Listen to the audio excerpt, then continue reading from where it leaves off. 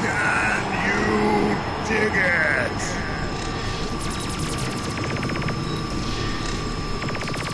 Ladies, gentlemen, friends, foes, lurkers, regulars, GMO people, organic people.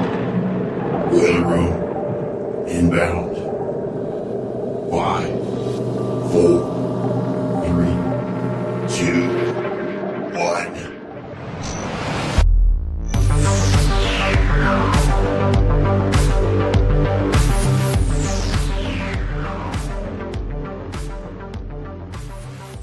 All right, ladies and gentlemen, friends and foes, lurkers and regulars, welcome to the Boiler Room. I'm your host. My call sign is Hesher. I'm Brian McLean, broadcasting live out of Central Texas, right here for Alternate Current Radio. It is March the 20th of 2025. It's great to be here with you.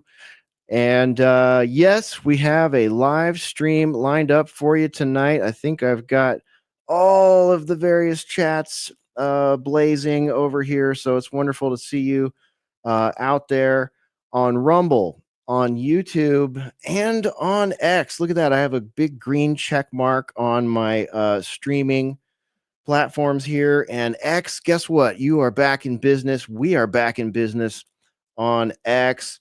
So big thanks to our listener that kicked in last week and provided that donation for that specific cost. That was wonderful.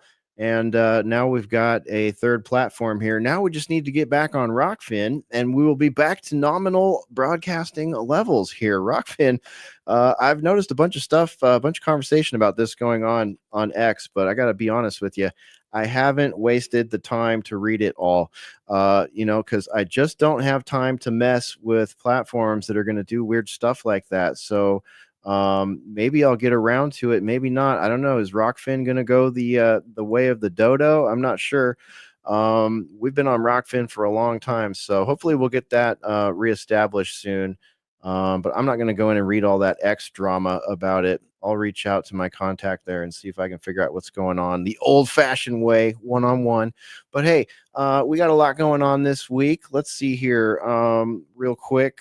I want to thank anyone that has dumped in on the donation drive that we're currently on. We got a little something from our friend that goes by Some Dumb Pollock. So thank you, sir, very much appreciated. And a couple other little nits and noids dropped in, but we really appreciate anyone that's a supporter of us here at the Boiler Room. Want to thank our patrons over there at Patreon. You folks keeping it going over there. We really appreciate it. And anyone that's dumped anything in that swear jar, again, really appreciate it. This is a lot of work that we all do over here to make these things happen. So that listener and viewer support is very much appreciated. Tonight, we're going to talk a little bit about the JFK files. And I have wrangled Mark Anderson out of whatever he was doing. I'm sure he was truth hounding somewhere as it came time for Boiler Room tonight, and he's joining us right now. Mark, welcome to the Boiler Room. How you doing? Very well, sir. Still reeling from our climate talk the other night. The conundrum of the fire society we live in, wildfires here, there, and everywhere. What's going on? Where's the prevention? Where's the cure? What's up? And that's really interesting current stuff. But yeah, we got a little handle on history here, and maybe we can lend considerable clarity to it. And a lot of talk about, of course, the release of the latest batch of JFK documents. So much to discuss. Yeah, absolutely. We're really glad you're here with us. And as Mark mentioned, if you missed it on, I think it was Sunday night, Mark and I did a special broadcast right here in the Boiler Room. And that's up at what are we called on Rumble? We're called Boiler Room on Rumble, and we're called Alternate Current Radio on YouTube. So head on over to those channels to check out that talk. Mark and I are finding some alarming trends as it comes to this season's weather and some of the weather reporting. We talked a lot about wildfires, We didn't even really get to the tornadoes, but that was a whole nother crazy thing going on. But that is up there on our channel, so go check it out. Leave us a comment. We'd love to see some comments on those videos. Seen a couple, but get on over there and give us your thoughts about our discussion over there, especially if you live in one of the affected zones. We would love to hear it. Yeah, no kidding, Jason. Jason says, "World's on fire, man." Yeah, no kidding, dude. Okay, let's see here. The world is one big boiler room. Yeah, no kidding, dude. No kidding. All right, so Mark has a lot of history, a lot of research, a lot of journalism, a lot of investigative journalism, documentary work, much knowledge on the JFK situation. So we're very glad to have him here tonight. We also have this next guy I'm going to bring on. We've all kind of taken different approaches. I think I'm getting the impression we've all taken sort of different approaches with how we've decided to allow this to hit us initially. So for myself, I've kind of been mostly watching the mainstream media and just like the short form, just kind of trying to get a barometer for it and see what the general message to the general public is supposed to be. But the next guy I'm going to bring on, he's been deep diving into the what is it?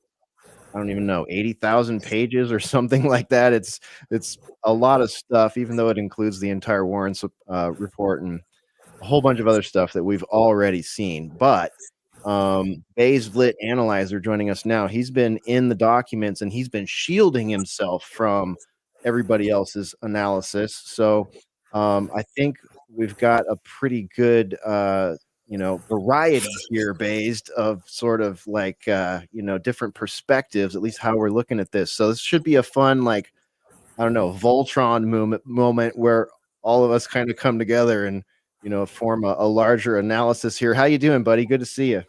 Yeah, good to see you guys. I'm really looking forward to what Mark Anderson here has to say about this stuff. He's been the expert for a long time, and all you guys.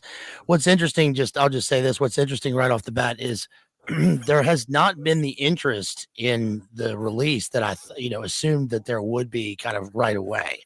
I think there are a number of reasons for that. Probably just mistrust in general of stuff in the past, but there is a lot of really wild, interesting stuff in this one, and as far as I can tell, they held up on their unredacted rule that they were going to do. So I'm looking forward to talking about this one tonight. Yeah, me too. Absolutely. Me too. Yeah. All right. Let's welcome the Mystical Pharaoh to the stage here. Mystical Pharaoh. It wasn't him. He didn't do it. Mister didn't do it. What's up, dude? How you doing? Doing good, man. How are you? I'm good. I'm really glad you're able to join us tonight. Thanks. Me too. Yeah, looking forward to see what we get into. And as you said, it's a crazy world. I was just looking at a news and say that Conor McGregor is running for Ireland president. So it's ridiculous. I know.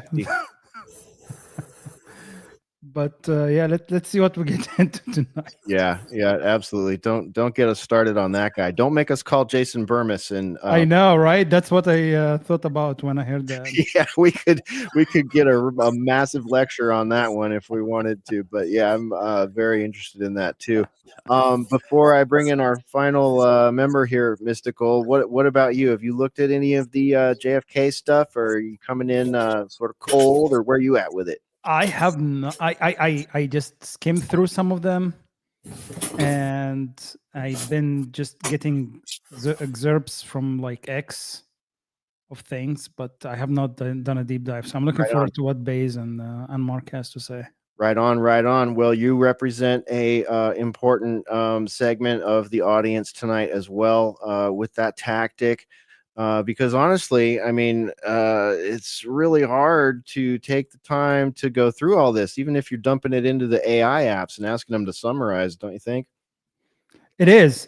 And just, there is a lot of people that's coming. And the interesting thing is, just as I was observing the campaigns, you can see there's a bunch of boats that coming just, hey, it's these people did it. And then another group that's coming saying, completely like trying to neutralize that message. So I'm interested to see what you guys say. And Yeah. which way you're gonna go. So Totally, man. Totally. That's one thing that the JFK is the gift that keeps on giving, isn't it? It's the conspiracy gift that keeps on giving. It seems like we're still at a point with this where it's like wherever your bias might be, you're gonna find an echo chamber or a clique to hang out with. So it's gonna be interesting. that's my impression. Is like there is no closure.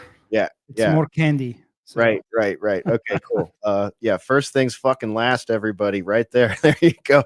Let's bring the Ruckus among us. Ruckus, what's going on? Welcome to the Boiler Room. Boiler Room. I can't talk tonight. How's it going, man? Oh, it's going well. It's actually been steadily going better for me. In fact, I dare say the future is so bright I gotta wear shades, alongside with, of course, also a gamma radiation shielded hazmat suit. But yeah, that's how I'm feeling right now. But no, I'm feeling good.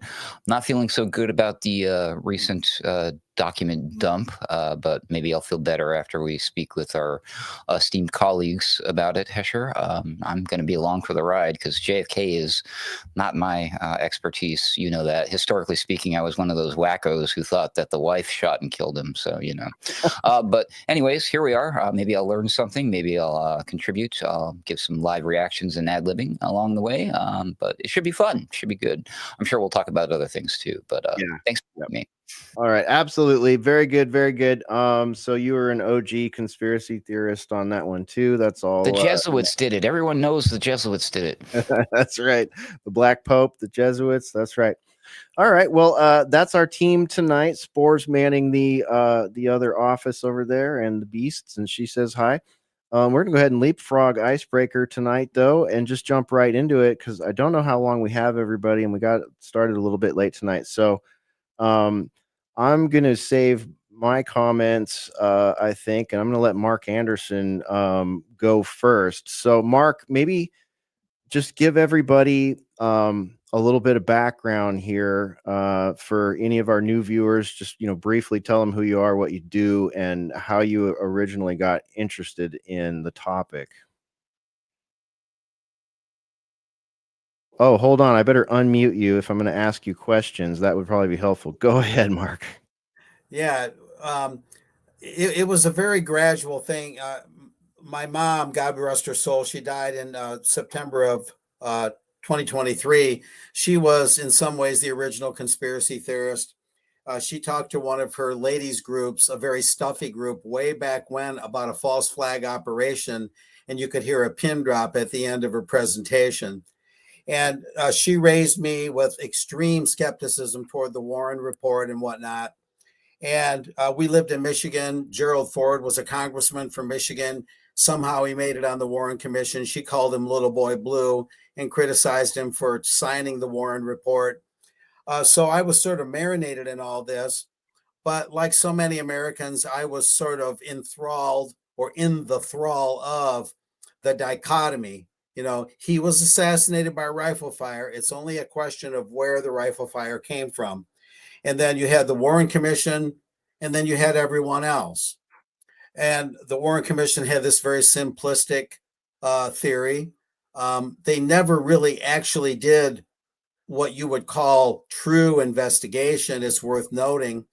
Briefly, I'll mention that even though Elm Street, by the former Texas School Book Depository, and the incident that happened there, even though it happened with regards to an open air limo, they had that street opened up to regular traffic the same day within just a few hours, if that.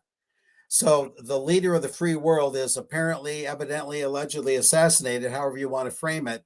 And they have the street back open to regular traffic with no real follow-up true detective work going on. No Columbo's there, no Sherlock Holmes there. And so the Dallas police always had this facade of being these tough, no compromise officers.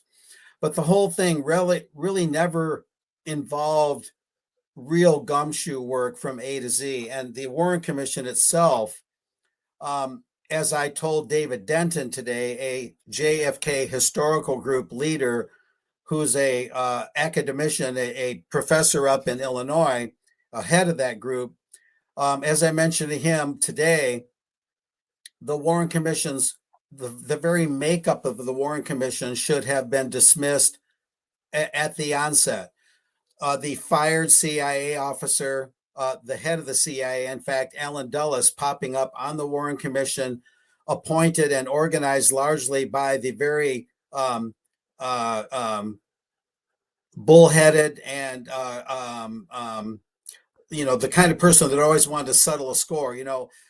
LBJ was someone who was very mean spirited and had a lot of revenge and a lot of angst in him. He didn't like the Kennedys at all, but I'm not saying he was that heavily involved. But the fact that he didn't like them, he had a chip on his shoulder about the Kennedys. He appoints Alan Dulles as a member of this Warren Commission. He was recently head of the CIA, once again, fired by JFK. What's he doing there, right? And then John J. McCloy out of the Philadelphia political machine, World Bank, he's a banker. Arlen Specter, a future U.S. Senator out of Pennsylvania, a lawyer at the time. So really the Warren Commission, headed by Earl Warren, the Chief Justice of the Supreme Court, something of a buffoon, ultra liberal, ultra left wing. And so the whole makeup of the Warren Commission was so suspect. And it's amazing that they pulled that one over on the American people, such a disreputable, motley crew right from the beginning. And if the American people hadn't been so caught up in the media abetted emotion of that street theater on Elm Street that day, maybe they would have been more rational and would have seen what an impossible and unworkable and unacceptable thing the Warren Commission itself was. Okay. There were no criminologists on that commission. Why didn't they hire, let's just say, a retired detective from Scotland Yard in London, somebody detached, somebody objective, somebody with not too much emotional input into the U.S.? There's all sorts of questions that one could ask, but the Warren Commission itself should have been a non-starter. There was some sundry Congress members, Gerald Ford, who was known really to have a drinking problem. They blamed it on his wife, Betty Ford, but it was actually Gerald who had the drinking problem in my estimation. But that being said, fast forward to 2007, and I was covering a conference in a suburb of Dallas, and somebody came up to me and tapped me on the shoulder and gave me a book that was still shrink wrap. It was still in shrink wrap, and it was called, here it is here, My God, I'm Hit, by Brian David Anderson, no relation. And I left it in the shrink wrap for the better part of a month and didn't even open it. When I did open it, prior to calling the author who lived and grew up in the Dallas area, when I finally opened it and looked through it, I was puzzled, astonished, taken aback, you name it. So one thing led to another, and I kind of fell into this unintended, I wasn't looking for it kind of situation when he detected that I had been a reporter a long time, even at that point in time. And when I told him about my growing up with some interest in the affairs of JFK and so on, his presidency and the Dallas retirement plan for his presidency, when I told him all that, he said, "Mark, you got to be my co-investigator. I'm going to do a new edition of this book." And I was sort of the reluctant soldier, but I, with considerable reluctance or hesitation, you might say, I signed on to be kind of the Scully to his Mulder, if you will. I was to be the skeptic that would keep him in check. He was the more imaginative guy, you might say, using that X-Files analogy. But over time, as I did research alongside him in parallel with him, I came to understand that something very probably happened that day that was very different than what we've been told. And what it does is it breaks the polarity technique that is often used against us. The polarity technique is you've got to believe in either door number one or door number two. Don't talk about door number three. You've got to believe in a certain parameter. Otherwise, you're just not an acceptable citizen in this country. And it happens with 9/11, and I'm kind of revealing my views on 9/11. They give you either the government story, the 19 hijackers, the amazing things they pulled off while they're in caves in Afghanistan, and Osama bin Laden and that whole yarn, versus um, the thermite, purely explosions theory of the 9/11 incident. And that, of course, isn't really credible because so much of the building material was missing. In other words, they weren't just blown to pieces and the pieces fell to the ground. The buildings essentially, in part or to a large extent, disappeared. They were dustified, taken apart at the molecular level with some sort of advanced weaponry. So the government story didn't work. And then the alternative of purely thermite, purely an explosive approach was also in the final analysis, I believe, lacking, not totally wrong, but lacking to explain the whole totality of it. But that's just an example. With JFK, the dichotomy is he was shot by rifle fire. It's only a question of did it come from the Texas School Book Depository or did it come from someplace else, namely the so-called grassy knoll? Could it be, and this is where it gets very revealing, could it be that he wasn't shot by rifle fire at all? And might that be the reason we never solved the riddle? Because it wasn't, here it goes, it wasn't an assassination. Okay, this is where it gets interesting. And that's what Brian's thesis was. Of course, I wasn't an instant convert. And in a way, I'm still not 100% on it because I think it's the programming over the years that we've all been subjected to. One of the reasons I think is the emotional impact of it still hasn't totally worn off. People like to think of Kennedy as our young king. Presidents these days are octogenarians. This guy was only 46 in the prime of his adult, mature youth, you might say, handsome by most criteria, intelligent, witty, likable in many respects, classy in many respects. And people think of him as our young king, our young prince that was taken by evil forces. But it also could be that Kennedy maybe wasn't quite the sterling character that we were told. He had warts and all, faults and foibles like we all do. And he may have had a darker side, or at least a more mysterious side to him, not necessarily a dark side per se. But that's sort of just the outline of where I came from and what I arrived at.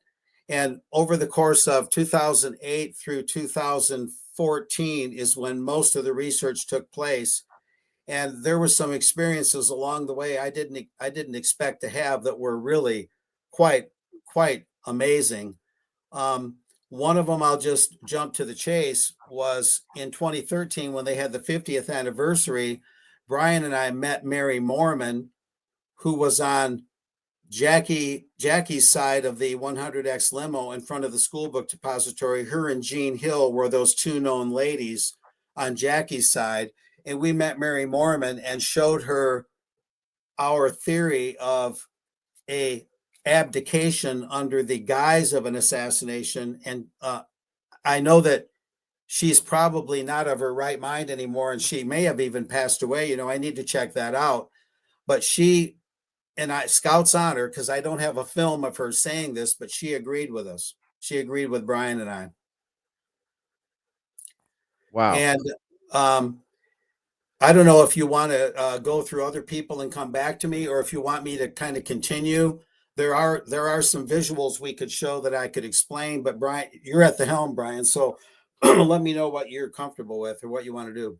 Okay, sure. I just looked up Mary Mormon. It appears she's still alive. She's 92 years old. At least on Wikipedia, there's no indication that she is deceased. So she may be one of the very, very few people that were there that day or part of this story in some way that's still around. So just throwing that in there. Let me go around the room real quick and see what everyone has to say with what you just laid out there, Mark. And I'm sure everybody's eager to get to the part where you describe what you mean by an abdication instead of an assassination. But let me go to Ruckus here. I'll go around the room real quick. That was Yeah, my big whatever you question. wanted. Are you saying he faked his death and that they secured him to a new life somewhere? In essence, yes, that was Brian's thesis that I helped him research. Correct. Okay. All right, excellent. What about you, Mystical Pharaoh? Any commentary thus far? No, that's really interesting. I would love to see what's his basis to this. Okay, great. Well, you're in luck. You're in luck, my friend, because there is a book and a documentary that you can absorb the all of it in its full glory. There, Mark has the book with him, and we'll provide a link to the documentary on the show page tonight. Let me go to Based Lit Analyzer. Based, what do you think so far, man? Well, I especially appreciate Mark Anderson's point that they should have gotten an outside detective, an outside expert to look at this whole thing, someone from Scotland Yard, because what's weird about one of the elements that comes out in the documents is the amount of times that British intelligence, MI6, MI5 play a major role I mean, they're bound to in 80,000 pages or whatever. But yeah, that's an interesting theory at the end there. And there have been, what's wild is, of course, we all know that there have been so many theories. The most recent of which, I want to hear Mark's take on is that in that documentary where the conclusion with the forensic medical examiners of the present day said that, oh, it turns out it was like people thought it was the driver who did it. All right. Which was, Yeah. became the sort of status quo now. So, Yeah, that does come into play. Mark and I have talked a bit about this in the past. I'm trying to figure out how to become a convert still, and I'm extremely intrigued. And it has left me even more open-minded about this situation than I even previously was. So, Mark, I'll pass it back to you. Pick up where you left off. Well, I guess we could show these pictures that came out of a PowerPoint presentation that I shared with you on Skype. I plucked them out of there. I'm building a large PowerPoint in the wake of this latest document release to give even some public presentations in my hometown of Bridgman, Michigan. Kudos to that wonderful library because they've always been extremely open to free speech. And I gave a presentation there a year ago, November, and it was surprisingly well received. On relatively short notice in a high circulation newspaper, we published a notice. And on short notice, we got about 26, 27 people there. And I only had about 4 or 5 detractors, maybe 6 or 8 others who were sitting on the fence. And the rest basically seemed to agree with me, at least in principle, that at least with the observation that one of the things that may keep this from being solved is we've been given a false dichotomy. In other words, the linchpin is the main linchpin is the word assassination. So if you use psychology and you say JFK assassination, it's like saying milk, it does a body good. Beef, it's what's for dinner. 7-Up, the Uncola. It becomes a slogan. It becomes embedded in our consciousness. So Assassination. JFK, It's what happened. yeah, JFK assassination. So if you think the deep state, the cryptocracy, whatever you want to call it, if you think they're pretty crafty, of course they are. And so they're going to use various forms of psychology, particularly reverse psychology and other forms to psych out the people, because you don't control a people or a population unless you can control their thought patterns. And you can't control their thought patterns unless you use psychological techniques. And so it's very basic just to ram home the linchpin, that word assassination. So JFK assassination. But what if you're just so rebellious or so resistant to that programming that you pry that word assassination away from the letters JFK and just look at the whole event fresh, doing a little bit of the detective work that wasn't really ever done? Okay. What you come up with is what Brian did, and that is a fresh set of observations. And one of the things you have to do is you have to get the emotion away from you. Stop thinking about our lovely, handsome dead king. Oh my God, they killed our king. You can't think that way. If you get emotional, if you get too enveloped in the Americana of it, if you will, your emotions will help block your rational thinking. That's what emotions do. They want to keep the American people in sort of a perpetual state of quasi mourning, quasi grief. We're never going to ever quite get over the tragedy kind of thinking. And that is intentional. I'll guarantee you that's intentional. Okay. Because what you really have to do is you have to just look at Kennedy as just another guy and just look at this thing uh, in a Sherlock Holmes kind of way, a Columbo sort of way. And when you eliminate the impossible, whatever remains, however improbable, tends to be as close to the truth as you're going to get. And you have to also remember that some of the things, some of the little details and nooks and crannies are now beyond our reach. You're not going to be able to fill every gap. No matter what you do, including mine and Brian's work, it's never going to be absolutely foolproof. It can only be beyond a reasonable doubt at best, because of the factor of how much time has went by and all the machinations of the cryptocracy. But let's show some of those slides. Yeah, absolutely, Mark. And not just the time that's gone by, but also in that amount of time, the most damning evidence will most certainly have been deleted, shredded, magnetized, put in a burlap sack and dropped to the bottom of the Atlantic Ocean, like all that, you know what I mean? Like that stuff. And we're at a point now where a lot of these people we're talking about, I mean, even the woman that you mentioned, she's in her 90s. She's in her 90s. And, you know, Right.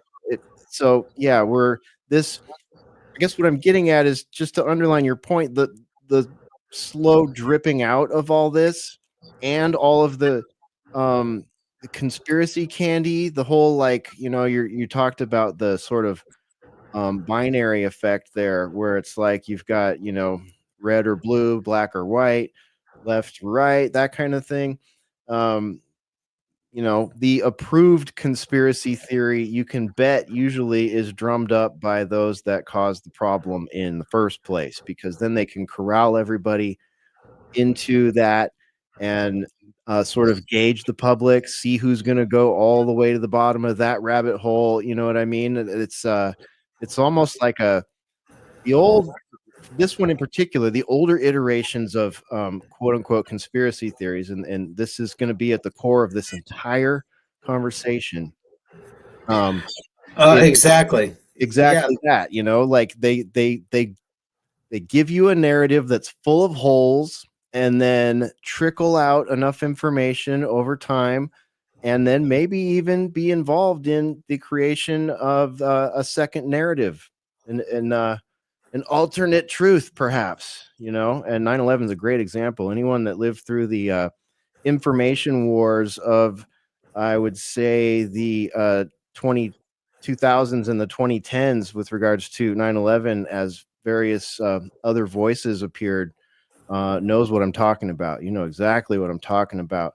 Okay, Mark, I'll pass it back to you, and I've got all these pictures lined up. Oh yeah, I didn't comment on the first one you showed. Let's go back to that one. Um, okay, this is frame 313, and keep in mind that it isn't just Brian David Anderson. There was a member of the Assassinations Record Review Board named Doug Horne, Horne, and he knew Dino Brugioni, the head of the National Photographic Interpretation Center, a adjunct to the CIA. And Dino, in his time in the early 60s, late 50s, was the number one photo analyst in the world. Okay.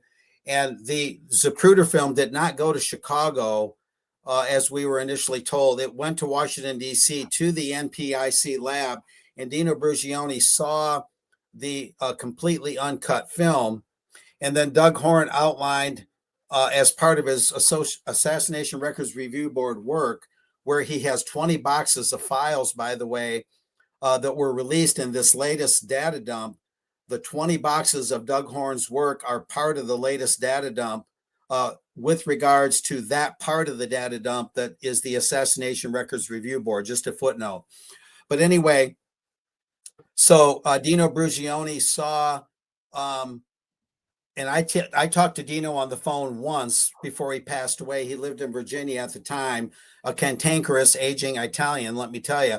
And what we're looking at here is something he saw, only as I understand it, he would have seen more frames, because by the time the public saw the Zapruder film, the impact in frame 313, the apparent impact, the apparent fatal shot was reduced to a single frame.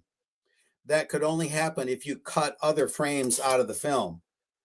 And Dino outlined how, or Doug Horne outlined how the Zapruder film ended up going to Hawkeye Works, a CIA photo lab within Eastman Kodak in Rochester, New York. And Doug Horne even has pictures of the equipment that they would have used to, not only would they cut out frames to make the movements look different, but to add animation, what would amount to bits of animation. Anyway, this is the one thing that no matter what they did, they tried rubbing it, they tried scrubbing it out, they tried soaking it out. They couldn't get rid of that upward streak. You can see it going at a slight angle upward, at a slight diagonal angle out of the vicinity of JFK's head. Now, that is not characteristic of a bullet coming from the front or the back. As Brian explained it in what he concluded was the cause of that was there was a squib or incendiary device that was planted on or near JFK and shot straight up in the air to simulate a bullet impact. And that is what you're seeing there. If you look at that closely, if you blow it up, where the body that went into Parkland Hospital had a big hole in the back.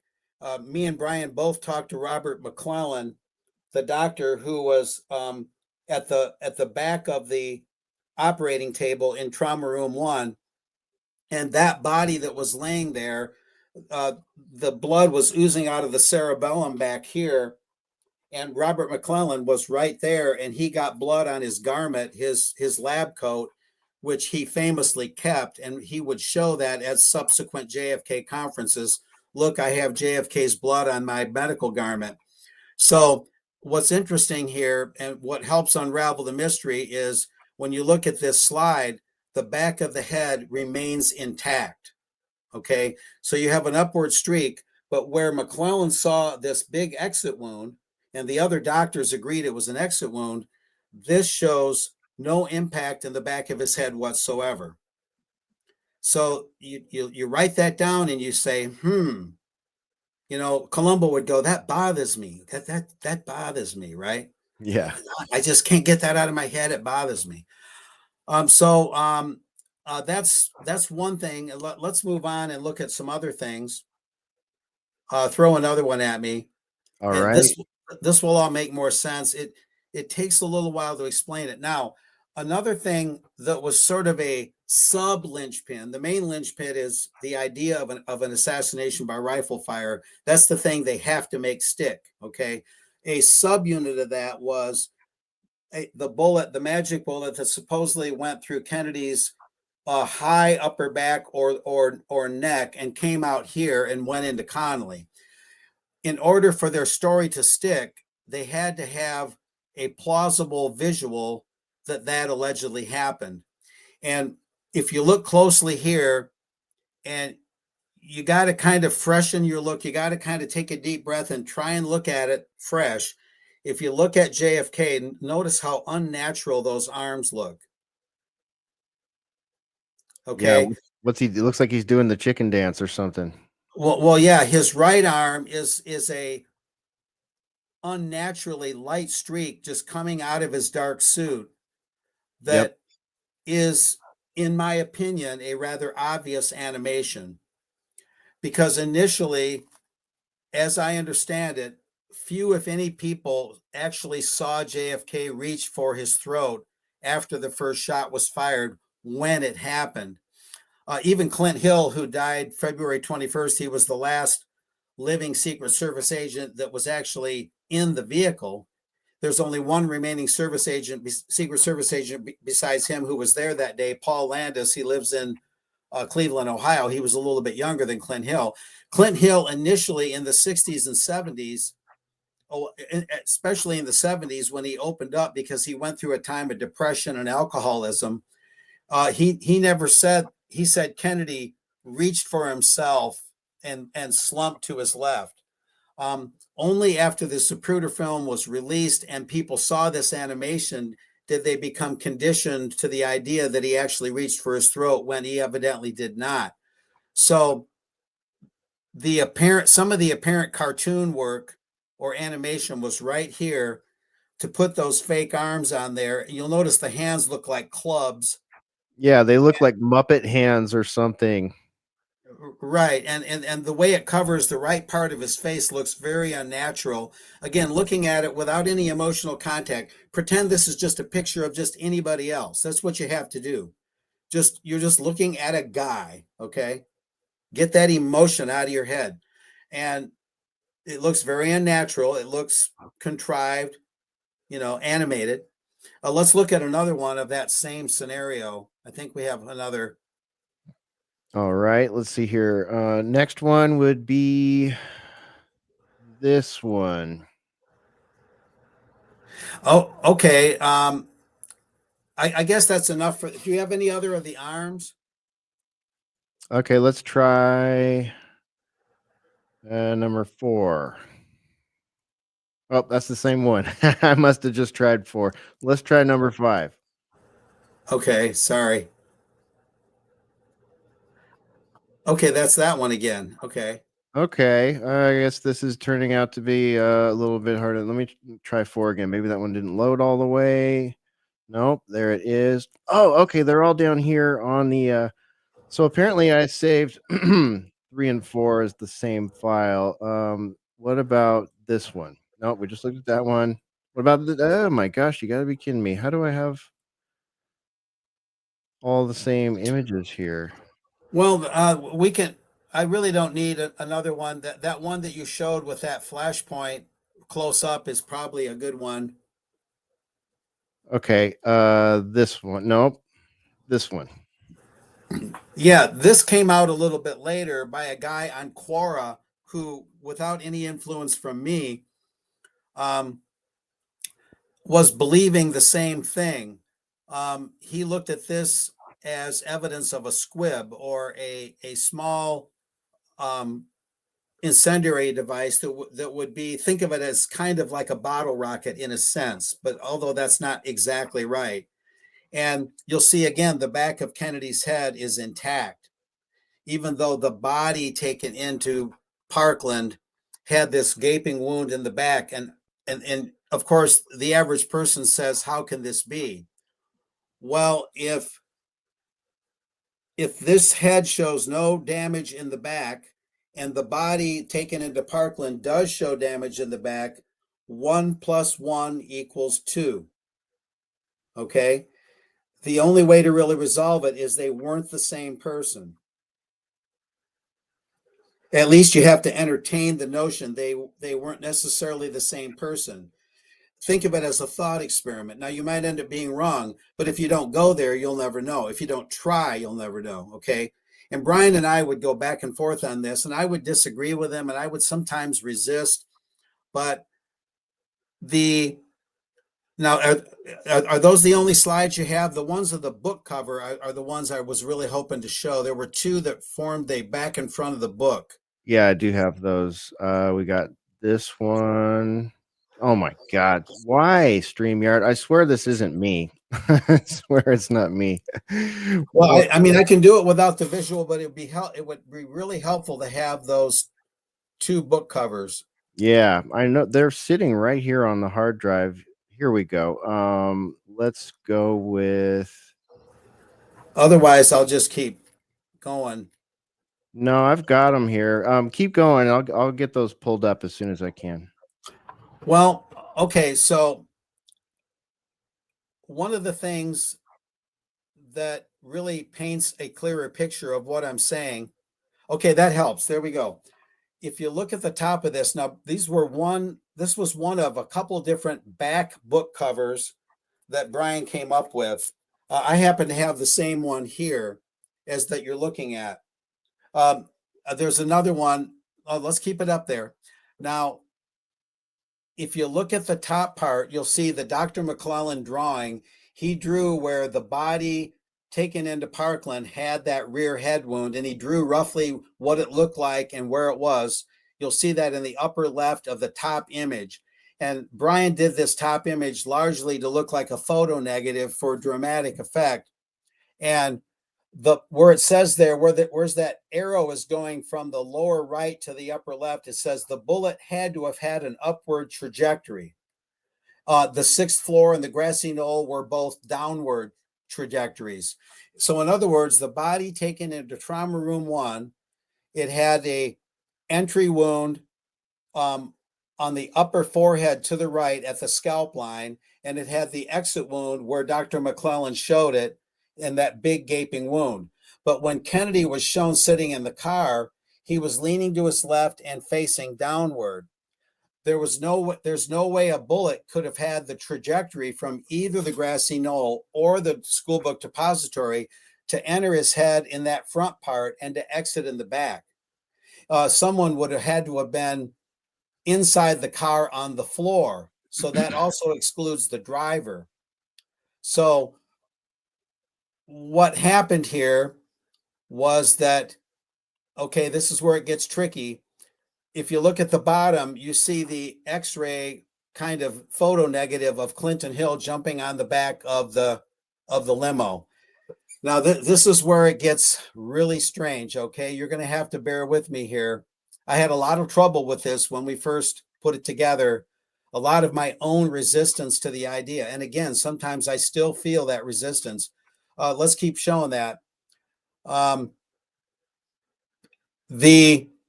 do you explain that in the upper box that Kennedy's head was never in the position to receive the wounds that the body had that was taken into trauma room 1? How could that be, right? So as I said, one essential or maybe general explanation, whether it's the best explanation, I don't know, it probably is, was that they weren't the same person. Well, then you say, well, how could they not be the same person? Kennedy's head was not in a position to receive the wounds that the dying body possessed. So what body was that?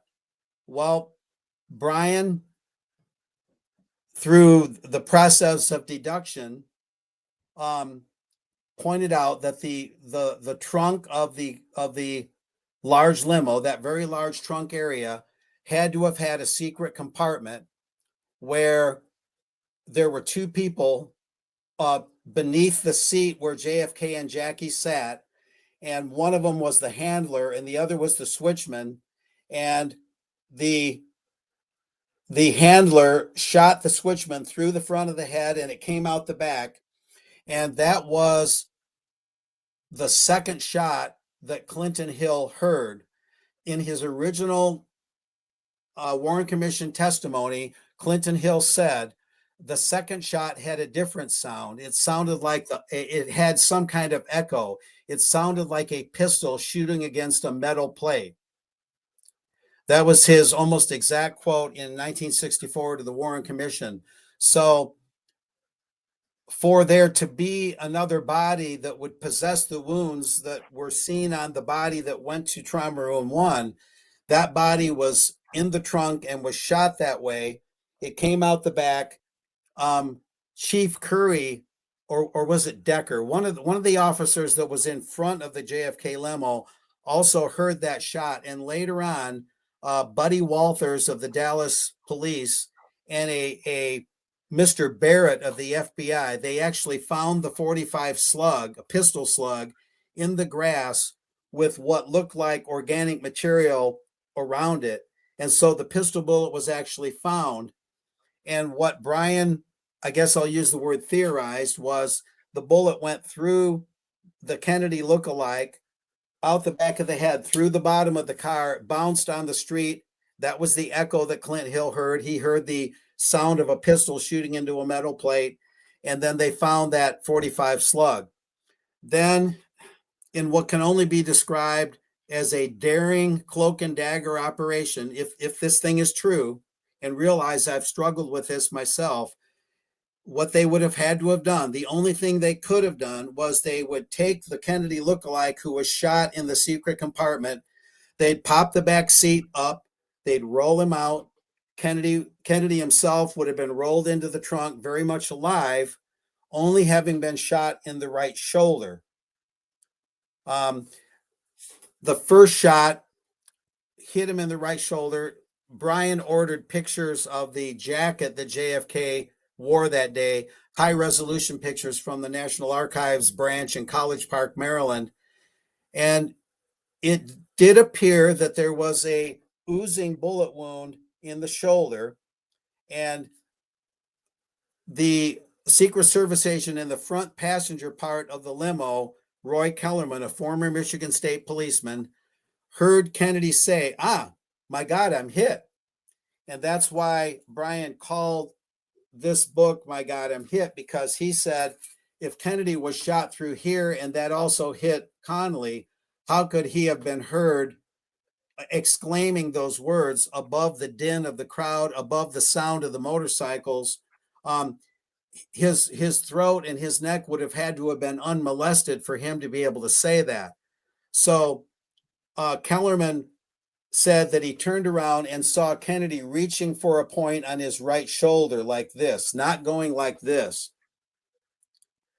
Now, some testimonies were changed as time went by, and that could be attributed to all sorts of things. But so Kennedy, therefore, was wounded in what was maybe a warning shot, whatever the case might have been. I'm trying not to take too much time explaining something that requires rather considerable explanation. But so basically, Kennedy's hit in the shoulder. The incendiary device is let off. Now, another thing that has to be mentioned in order to keep putting the puzzle together is Jackie claimed that she was literally covered, in all this blood and gore and whatnot. And Clint Hill said he was covered in it. It was all over the back of the car. There's no photographic evidence that the car was covered with anything like that. And Clint Hill later on said that he took his jacket off at Parkland Hospital and put it over Kennedy's face because it was too gory for people to see. But I can't imagine him, if he was covered with blood and organic material, I can't imagine him using that jacket of his own to put over the leader of the free world's, presumably the leader of the free world's head, to take him into Parkland Hospital. So I realize what I'm saying sounds initially, at least, quite outlandish in some respects. It does mean that Jackie had to have had some complicity in this. And she was not covered in blood very thoroughly at all. In fact, she only had a little bit of a stain on her skirt that was most visible when they got to Bethesda, Maryland, when she was alongside LBJ when he was sworn in later that day on November 22nd, 63. Her upper torso and everything was perfectly clean. So she apparently assisted, or at least witnessed, the incendiary device going off. People that want to see all the other details can watch the IMBD video. That's where My God, I'm Hit, the documentary, is posted. And we'll have that link in the show notes. To try and explain the whole thing is rather arduous, but I'm doing the best I can to kind of outline this. But basically, it was a cloak and dagger body switch operation where a lookalike was quickly and hurriedly wheeled into Parkland. They immediately put the respirator over the face, and the doctors, in their in their panic and their urgency to try and save this apparently dying human body, arguably would not have looked real close at the face or the countenance or the profile of the body that was brought in there. Arguably, they would have been sidetracked or absorbed by the medical duties that they were trained to perform.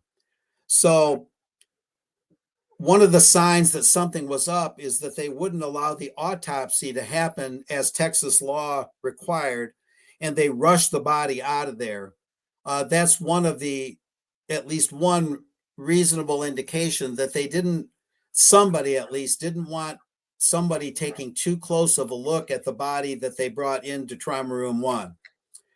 And so in this scenario, and I realize the gravity of what I'm saying here, it does appear that there was a high probability that a cloak and dagger operation masquerading as an assassination took place.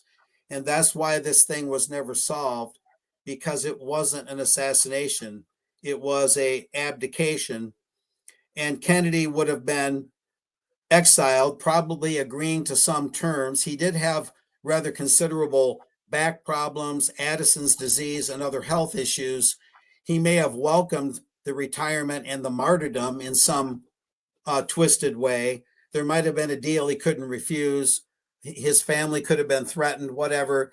The deep state maybe chose not to kill him for reasons that we can only dimly understand, if we understand it at all, and instead that they would stage the killing and martyr him and make him a hero in our memories. But that's what it boils down to, is that as he was photographed in the car, he was never in the position to receive the wounds that the body in the hospital possessed. 1 and 1 is 2. It's a deductive kind of process. It might be a bit of a leap. It might be a bit of a stretch. I realize that. But as Brian and I researched this over the years, it became more and more plausible, at least beyond a reasonable doubt. But nothing can be ironclad or airtight at this point in time. I'm trying to think if there's anything important that I've left out. I'll mention, before I turn it over to questions or comments, that Brian and I, we even took this is interesting. We even took this to the Dallas DA in 2010. Okay. A black guy named Craig Watkins got in there, and he was a real mover and a shaker. And he wanted to solve cold cases. He made the headlines in the Dallas Evening or the Dallas Morning News and the local radio station. I'm Craig Watkins. I'm the new DNA. I want to solve these cold cases throughout Dallas. And we went in there and talked to one of his associates, and we said, we have a cold case for you that's never actually been solved. And we took a file full of what we thought was the best evidence to a detective that worked for the DA. All I remember is his first name was Rick. And if you've ever seen a face of incredulity, a face of disbelief, the expression on his face, once he understood what we were getting at, it would have been the award-winning expression of incredulity. And after the impact on him wore off, he said, if anything, you guys have made my day. I can't wait to tell my friends and colleagues at dinner what you guys are talking about here. He said that in effect. But the first thing he said, after he listened for about maybe 7 or 8 minutes without saying a word, was, you don't want me to exhume JFK's body, do you? Okay, I guess I'll just take it one more step. If you could show those book covers again, but not the first one, the other one, that one. Okay, there's Robert McClellan, who drew that wound in the back of that head as a likeness of what he saw. He, in that picture at a JFK Lancer conference, I took that photo. That's my photo. He's showing the garment he wore that day with JFK, quote unquote's blood on it. And the other picture is the shoulder of JFK's jacket, where, in Brian's opinion and my somewhat reluctant agreement, that is the shoulder area, kind of the upper arm and shoulder area of JFK's jacket. And I will mention that when the statements of the Secret Service agents who were there that day, when those statements were declassified around 2012, they were compiled in a book and released through the LBJ library in Austin. And remember, all the presidential libraries are part of the National Archives. Well, Bennett, oh gosh darn it, Secret Service agent Bennett, Glenn Bennett, excuse me. Glenn Bennett said he was watching the boss, his boss. I don't have the exact quote, but he said he was shot in the right shoulder. Bennett actually said he saw the bullet hit Kennedy's right shoulder. He didn't look back over his shoulder when the first shot was fired. Some people thought it was a firecracker, some thought it was a bullet. He kept looking forward in the Queen Mary, the car right behind JFK's. He said he saw the boss get shot in the right shoulder. That was in that compilation of Secret Service agent witness accounts. But anyway, here's the real kicker. If it's true that the body that went into trauma room 1 was not the same body that rode in the limo through that motorcade, then that means that the blood that got onto Dr. Robert McClellan's garment came from the imposter, not the real Kennedy. If that's true, and I'm stressing the word if this is true, then that means that if you tested the blood on that garment and you took JFK's blood type, what if they didn't match? That would be a real cherry on top. Well, Brian contacted Robert McClellan, and when Brian started asking those kind of questions and recommending that kind of action, Dr. McClellan clammed up and wouldn't speak to Brian anymore. He got very defensive, but one of the things that you'll find interesting too, I keep thinking of things, and I apologize. If you read the New York Times obituary of Dr. Robert McClellan a few years back, he actually mentions, and they printed it, that he met a guy during his latter years that claimed that Kennedy was a ringer, that the body brought into trauma room 1 was a ringer or a doppelganger. He used the word ringer, and oh, isn't that absurd? But that reference to Brian and indirectly to me made it into the obituary for McClellan in the New York Times. So he and his family would never respond, including his family after he passed away, to Brian's repeated pleas and repeated suggestions that they get that blood tested to see if it matched Kennedy's blood. And so that never happened. So somewhere in a safe deposit box lies that garment, and the results of that blood test could prove to be very, very interesting. And that is, in essence, that was my experience as sort of the reluctant researcher on this whole thing. I still feel a sense of trepidation about it, kind of an anxiousness when I talk about it. I think there's a lot of truth to it, and I think it's highly probable.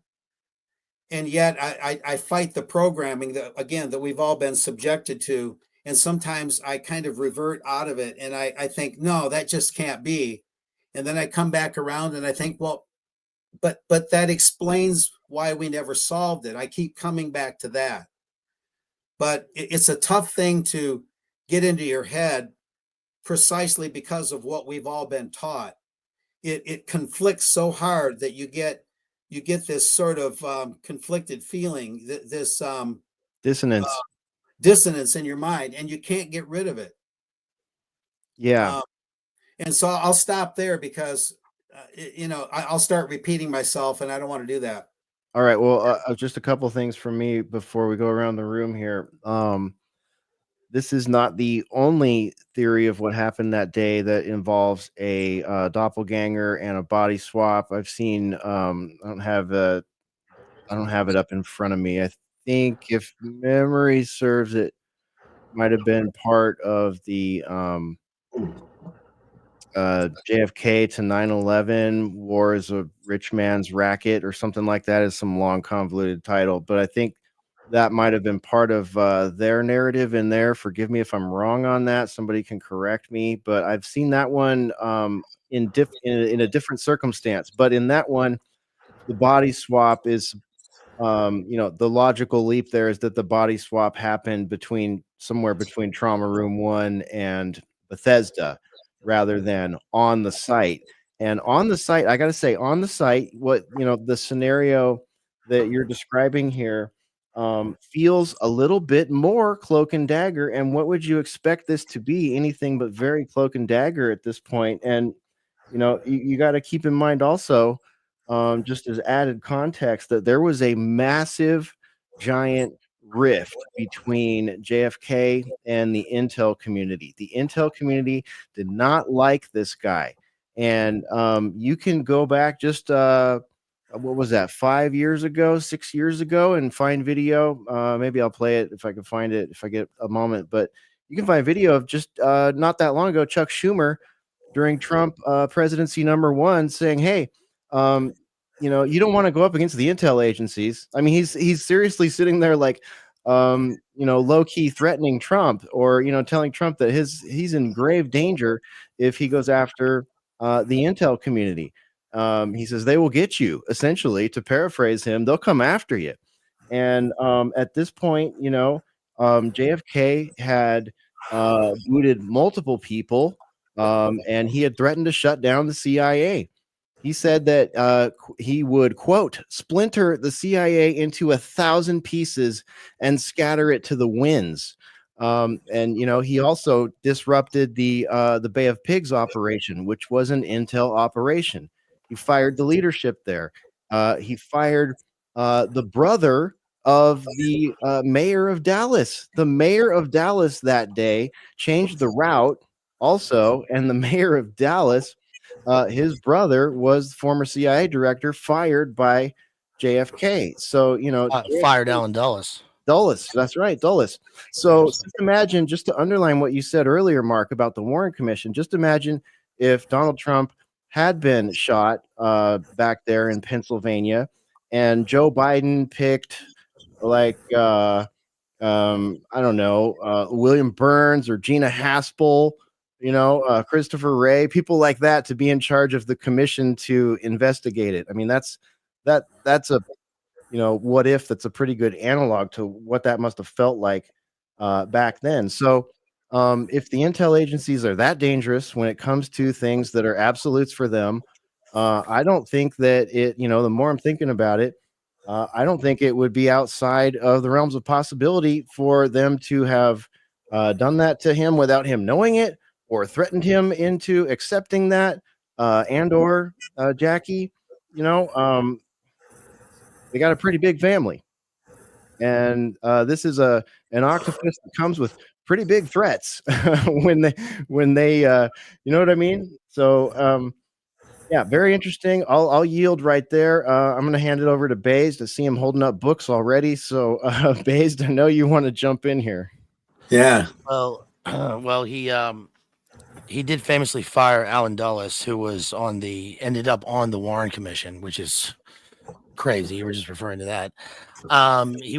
Kennedy was also famously at war with U.S. Steel at the time. I think he and his brother RFK had raided the offices of the steel industry and had opened the books. They were not happy about that. The mob was really unhappy. And aside from all the things that we kind of already know from this being around for like 60 years and a cornerstone of all the Seaspiracy war, the entire Seaspiracy sphere at all, it's one of the like monolithic things in it. A couple of wild things came out of the document release the other day, and it is huge, and there's no real way to search easily, and the thing, you can't do a word search or anything on the archive site. I heard Boomer Larry Sabato from UVA talking today about how he had a whole team of researchers, grad students searching, and they got through about 20% of the entire tranche. And he kind of said some things that I also came away with. I tried to avoid media takes on this, but one of the wild there are a bunch of wild things that came out of this.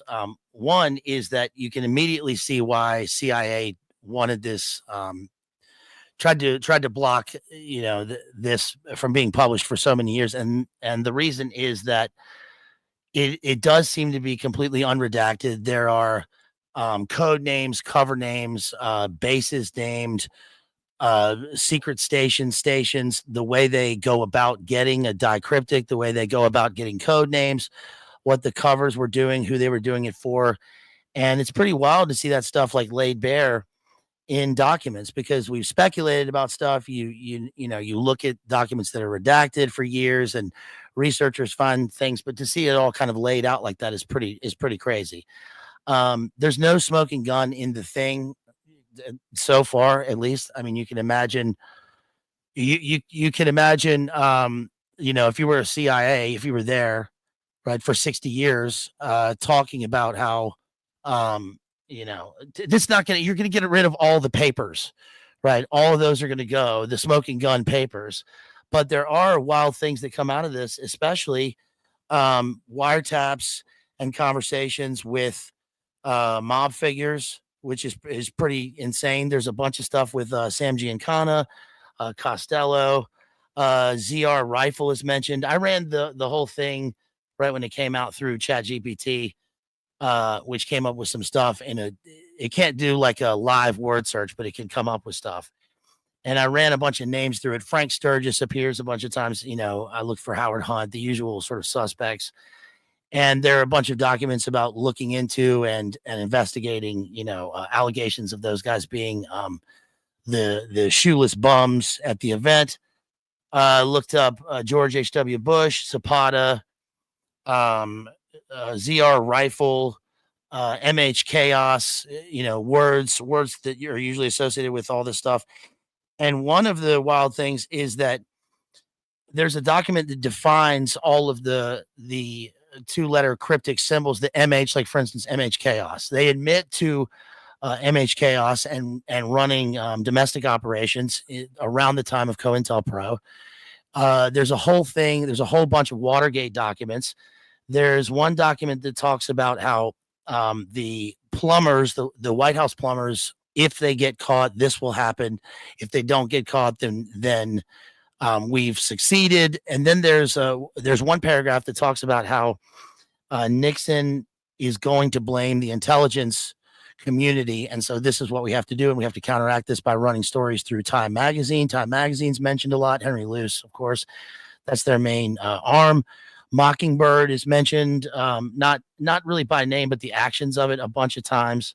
ZR Rifle, if anybody knows, ZR Rifle is the code for assassination, and there is so much in this about the plans for assassination of Castro. Which is pretty wild. It's just right there. I just recently covered Sidney Gottlieb, the poisoner in chief of CIA, and he's mentioned numerous times, especially with regard to devising and coming up with the poison to get rid of Castro. There's one particular thing that I came across, which is the wildest thing. And I found this by searching Frank Sturgis. And this is like a 700-page miscellany from the Church Committee hearings on assassination. And in it, there's a lot of stuff. But in it, around page 647, if anybody's interested, you can just search through it. Just search for Frank Sturgis, find the miscellany for the Church Committee hearings. And on around page 647, I found this because I was spurging, rabbit holing through the entire document. There is a whole segment with a narrative talking about the cooperation between CIA and Johnny Roselli, Sam Giancana, how Sam Giancana plans to carry the poison down to Cuba to get Castro. Let's see. ZR Rifle is mentioned here. It says they talk about executive action capability. Harvey says Richard Bissell told him to include Cuba in ZR Rifle, the program to take over syndicate connection. Roselli's knowledge of either of these dates. ZR Rifle and Castro assassination plans synonymous. And I'll just end with this. I think that the weirdest takeaway from this whole giant release is the fact that I recently covered the final, what's it called, Twin Peaks book, the final dossier. And the thing that annoyed me about the book is that it's a fictional book about an FBI investigation into the town of Twin Peaks. And there's like a weird narrative in the book from the agent who's doing it. But this set of documents, this whole thing has like a weird narrative to it. There are takes, opinions, there's like subjective stuff. There's rumor, innuendo, gossip. Oh, we can't get this guy because he's kind of a crackpot, but we'll see what he does. We followed him to the house where his wife was cheating on him. It's weird to see that in documents that, because they've always been redacted, have come across as like technical documents with codes. But there's a whole bunch of stuff in this that's like, it reads like a narrative with these people talking to each other in secret. And if anyone's interested in stuff, that there's so much, of course, that deals with the entire event. But I'll say this: probably the best and most truthful angle on this whole thing was this book by Don DeLillo. It's called Libra, and this is a work of postmodern fiction. It's a lauded, well-known novel. And it covers basically a fictional guy who's responsible for going through the documents and declassification in the 80s. And basically what he comes to find is that the thing is so convoluted that it ends up being what James Angleton called a wilderness of mirrors. And that you cannot make your way through it. And it's sort of by design. And it becomes just a data spew. The other one is this classic. This is one of the first things I read on JFK. This is a classic book, of course, by Mark Lane. I mean, I'm sure people have read this. Mark Lane's Plausible Denial. This is a good classic book on the assassination. We'll see how well that holds up now. And then finally, this book, which doesn't seem to be related, but is, and this is a biography of Khrushchev. And this is important because it talks about the relationship that Khrushchev and Kennedy had, because he was, they were the opposing sides during the Cuban Missile Crisis, etc. And the documents they're weird because it shows how much they knew about Oswald, codename, I guess, Alvarez. I guess that was his code word that they gave him. But leading up to this, I mean, all through Soviet Union, his travels, memos back and forth, cables from the various bases, and all this diplomatic stuff going on about Oswald, and they knew all about him. There's a document that shows they gave $25,000 to Fair Play for Cuba, all the anti-Castro Cuban stuff, Brigade 2506, Sturgis, Howard Hunt, all this stuff is in there. And the thing about Khrushchev that's weird is that when he heard that Kennedy died, according to this, and according to the official history, of course he wept. And apparently they say that Castro did the same. And I think part of that, the part that's believable, would be because they were in détente at the time, and because if they got to this guy in their own place, then what it mean for them and the rest of the powers that be, I suppose. But who knows if that's even true. All right. Yeah. Mark, go ahead. Yeah, I got a question. Did you come across in the current document dump? And would you call also, I understand that there's not much of it, if any of it is annotated. There's not a lot of categorization, that it is kind of just a spew of data. Is that true? But in addition, is there something in this latest data dump, there have been others in recent years, about a Gary Underhill who said the CIA did it and was found suicided? I guess he was right-handed, but they found a pistol wound behind his left ear. Is Gary Underhill in this latest data dump? Yeah, he's mentioned, and I came across that whole thing by chance, I guess, because it's so massive. I mean, there's no way to search.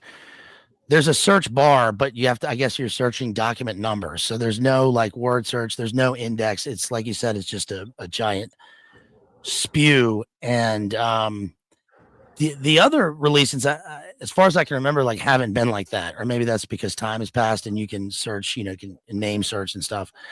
Underhill is mentioned a bunch of times. It's exactly as you said. He reported being in fear for his life. 6 months later, he's unalived, and it's called in the document, an S side. A lot of the things, I think what's going to happen with a lot of these documents is that people are going to read them and assume that this proves a thing, but in fact, you're only looking at a document that shows that they investigated a thing, or that someone said, or someone said to someone else, or that they've heard. A lot of, I'd say probably 20% of the documents are just like photocopies of, mainstream articles about the thing. There's a whole like 5-page set on, Frank Sturgis is going to be a guest on some talk show tonight, and here's what he's probably going to say, and here's what we need to say to him beforehand. I also talked to a professor today that I mentioned, a David Denton. He said that there was a little bit of evidence, pretty strong evidence, but not a lot of it, that the CIA was watching Mark Lane, surveilling him. He was speaking right after the events of '63 in Switzerland. And there was another author, and the CIA was concerned about authors who were deeply exploring what the Warren Commission refused to look into. So I guess supposedly that's part of the new data dump, is that the CIA didn't like these inquirers, these authors that were digging deeper than the commission was willing to go. I haven't come across that one, but I'm sure that that's absolutely accurate. I mean, the amount of mail tampering that it shows is like really incredible with the U.S. Soviet mail. Speaking of writers and who they went after, there's a whole list of targets of subversive people, famous people that are on their radar, including like Norman Mailer's on there. A bunch of people that you would already assume are on there, but it was weird that Norman Mailer was like at the top of this list.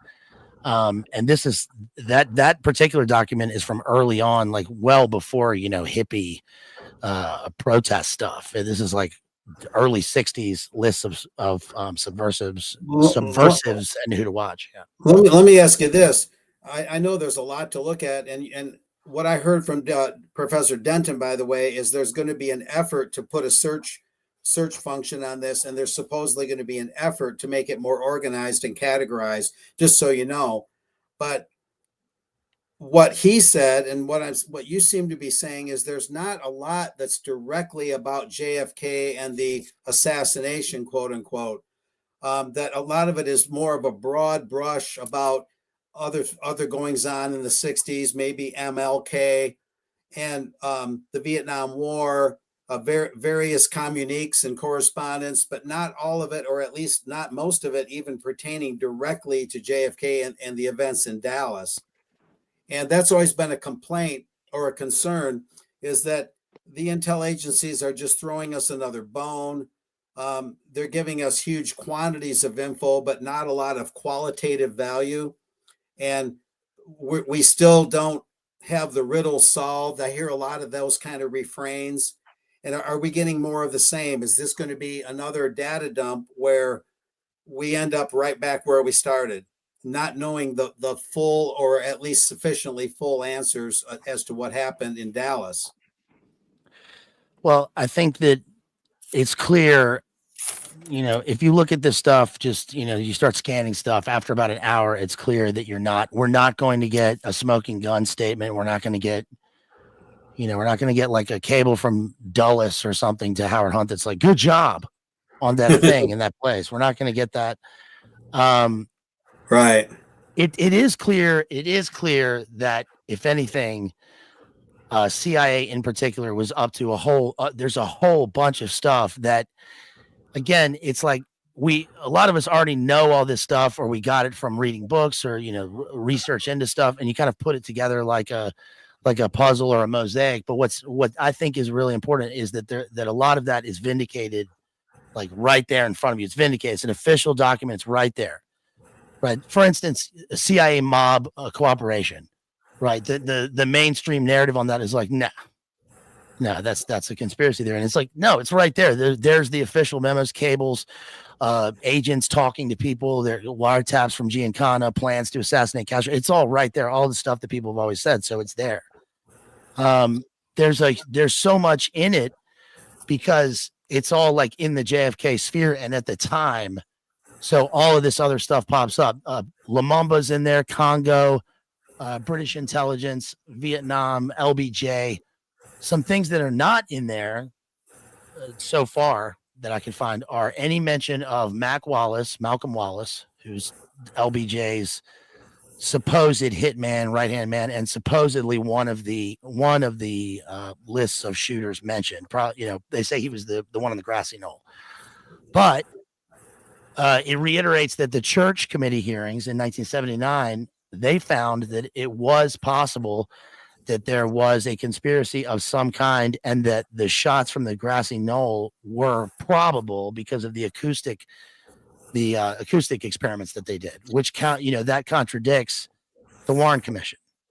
There's a lot about the Warren Commission and how like bad or convoluted it was, or the results from it, or how people are reacting. Also not mentioned would be James E. Files, who I've always kind of believed was the mob element. He supposedly was the Chicago outfit shooter from the overpass, which may be, but if he was that guy, then of course they've had 60 years to go. Oh, this is on this paper. Bye. I'm not going to get that. That would be the first thing you shred.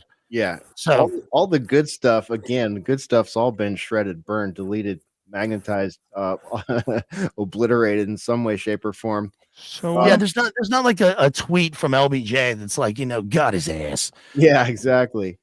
All right. So go ahead. Infidel, go ahead.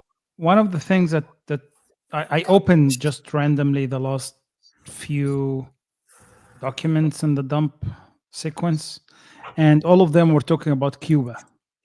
And I also noticed like there is a lot of people talking about the references to Cuba and how some of this document try to frame Oswald as a Cuban/USSR asset. Is that true from what you read? Yeah, there's a ton about Cuba, most of it relating to Bay of Pigs, 2506 Brigade. And most of the Oswald stuff is in the context of his activities in the Soviet Union. Like there's a whole transcript of a phone call from an embassy that I read that was like it had IV and EV, interior voice, exterior voice, and it was like inside voice. So the person is talking to Oswald on the phone at the embassy. And they're like, yeah, he's here right now, and he says this, and he wants a passport. Right. And then what they're supposed to say in response to that, because it's like a live cable from headquarters or whatever. There's a lot of that. There's a lot of like, oh, we tracked him to Mexico City. Then there's a bunch of stuff about people that came forward and said that they saw him in this place and that place. George Morenshield is thoroughly gone through. He's the guy who housed Oswald and apparently funded him. Morenshield he's CIA. He's a CIA connected guy. He's a businessman. He's an asset. But as far as like Cuba goes, it's just fair play for Cuba, and then as far as I can tell so far, operations that they were doing in Cuba prior to Oswald. I believe there is even like a mention that I've seen references to that the U.S. got some intel beforehand that Oswald was trying to kill him, right? They were in Europe or something like that. Yes, that's in there. There are Soviet cables in Russian and then translated about Oswald and his apparent intentions. One of the things that I always forget, which comes out in this Libra book, is the fact that Oswald attempted an assassination a week beforehand. I forget who it was on. It wasn't Wallace. It was on, I think, a general. Does anybody remember? Oh, you're talking about Edwin Walker. Is that the guy he shot at a week prior? Military man, yeah, Walker, yeah. Right. Yeah. Who was affiliated with the John Birch Society, one of the right-wing groups that allegedly had it out for Kennedy because he was too pro-UN, supposedly pro-communist. One of the things, an observation someone made that was real quick, that was interesting, was it's interesting that Oswald not shooting at a moving target missed Walker, but shooting at a moving target supposedly hit Kennedy. That was an interesting observation I heard once. Yeah, moving It's a target sharpshooter. from an upward angle. Right. Sharpshooter one day can't hit the broadside of a barn the next. Okay. Yeah, I won't make too much of that, but it's an interesting observation. It's the same like the guy that shot at Trump, right? Yeah. Yeah. So Matthew Mark, you Kurtz. mentioned when you were talking, right? You said, yeah, that's also not the driver, because I know that this was alternative theory that all what we've seen like are not the true images, and actually he was actually shot by the driver. Like, what's the deal with this one? Well, to explain that, if the driver would have done it, then you would have had the wound. I think the film would have caught the bullet going in the front and coming out the back, but instead the back of his head remained intact. And the angle to achieve what the body in trauma room 1 actually showed, the angle just wasn't right for that. And so, looking at it as precisely as you can, again, it comes back to for that to happen, for the body in the trauma room to possess wounds that the rider in the car could not have sustained or could not have received, then you're dealing with more than one person. Logically, as difficult as it is to conceive in a way, but I always thought that was, just kind of a diversion away from what ultimately really happened. The the thing about Brian's theory that I helped him with is, even though it's a lot to swallow, it does take you somewhere. It gets you to kind of a fresh plateau where you can begin to look at the event outside of the parameters that we've been given. And so even if you don't agree with what I'm saying, what I do ask is that you consider the fresh perspective that it gives you. Wait a minute, maybe it wasn't at all what we were told. Let me think about this. And what I tell people in live audiences when I talk about this is, don't give me an immediate response necessarily. Take the time to think about it. Take the time to think of this whole thing through a different lens. Sleep on it, consider it, ponder it. Email me later with your questions or your comments, because you have to deprogram, at least to a limited degree, to even make room in your mind to even consider this. Even if you don't fully accept it, you got to push the programming to the side a little bit and allow it in. It's a paradigm shift. And if you will, Brian, there's a couple additional photos I sent. Are those accessible? We'll find out. Let's see. I sent 2. Once I looked through the PowerPoint that I'm updating from the last live presentation, I realized there was 1 or 2 more. Okay, here we go. Now this is on the feeder road coming off of Stemmons Freeway en route to Parkland Hospital. The arrow shows where the left foot of a person is sticking out. Now, that's Clint Hill. Now, you'll notice that Clint Hill is standing with both feet on the back seat, and look at how far down his legs go. Okay. Is he standing on the seat that Jackie and John Kennedy were sitting on? With he's almost down to his privates there. He's upper thigh deep in there. So ask yourself this question: is he standing on the surface of the seat they were sitting on, or is he standing in a opening made by flipping the seat forward or something to that effect? His legs are very deep in there, and that is not his foot. He would have to be a contortionist. Now, if Kennedy were hit in the head with a high-powered rifle bullet, would he be physically pliable enough after having slouched to his left and reportedly falling onto Jackie's lap? Would he have been in any kind of physical shape to stretch out his left foot and have it come over the edge of the car like that? Brian felt that that's when what you're looking at there is when they're doing the body switch. And so the left foot is protruding out there. Is that Kennedy's foot? And it could be because we're saying he wasn't actually fatally shot in the head, or is that the imposter's foot as he's being put into position? We don't know. But the other photo I sent is also extremely intriguing, and it came from some JFK researchers, a huge photo collection, I believe associated with the JFK Lancer Group. It's not that. Here we go.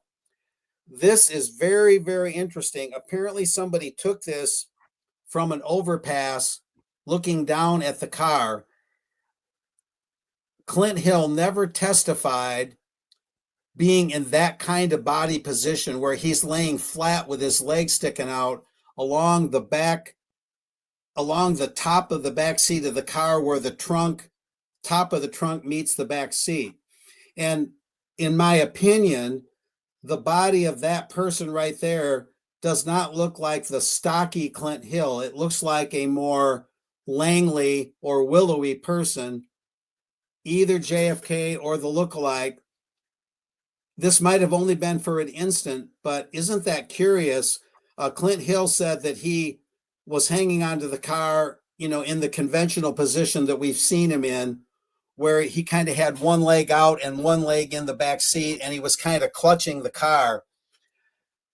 This is not from Brian's work directly. This is a photo that I found in this collection from, I believe it's the JFK Lancer Group or somebody that is associated with them. And I cannot do a positive ID on what this photo is, but it's very curious.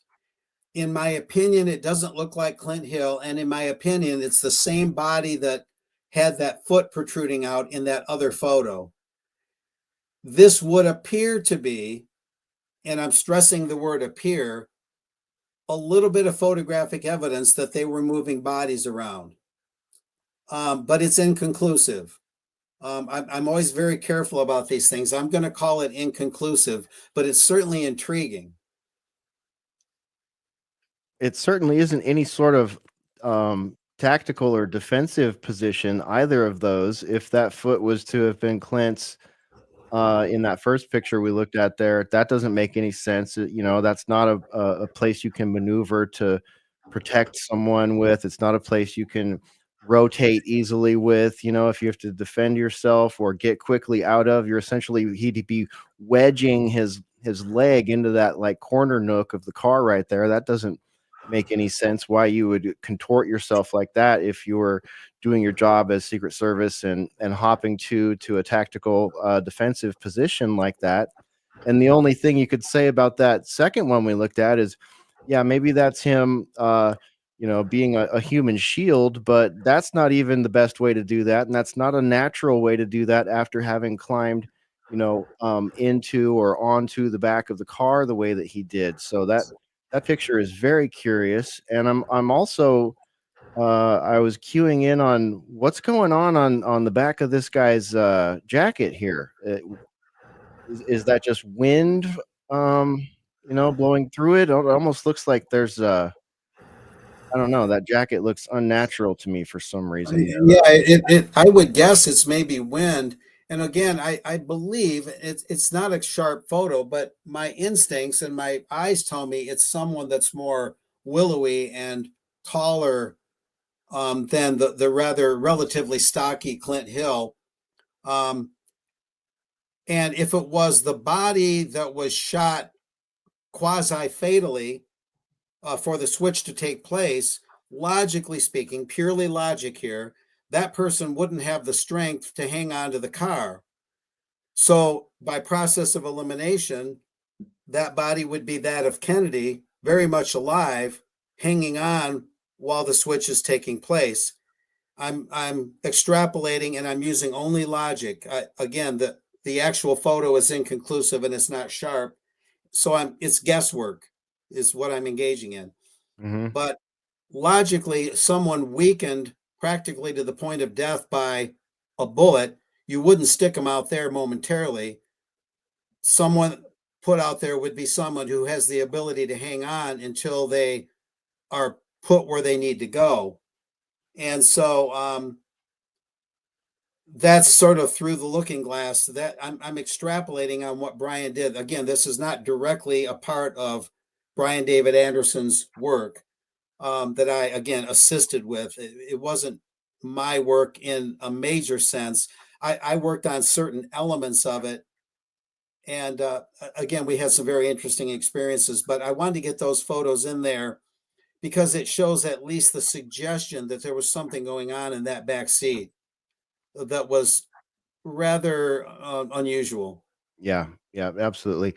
Let me go to Ruckus, and then I got some from the audience I want to throw you guys' way. Ruckus, what do you think? You got that Scully audio for me? Always, dude. Yeah, you know I got that one set up somewhere. Look, I've had my fair share of outrageous conspiracy theories, okay? So cut the mystery crap and get to the science. Okay. So thank you. Yeah, I'm going to play the skeptic on this one. This seems like quite the complicated plot just to do a body swap.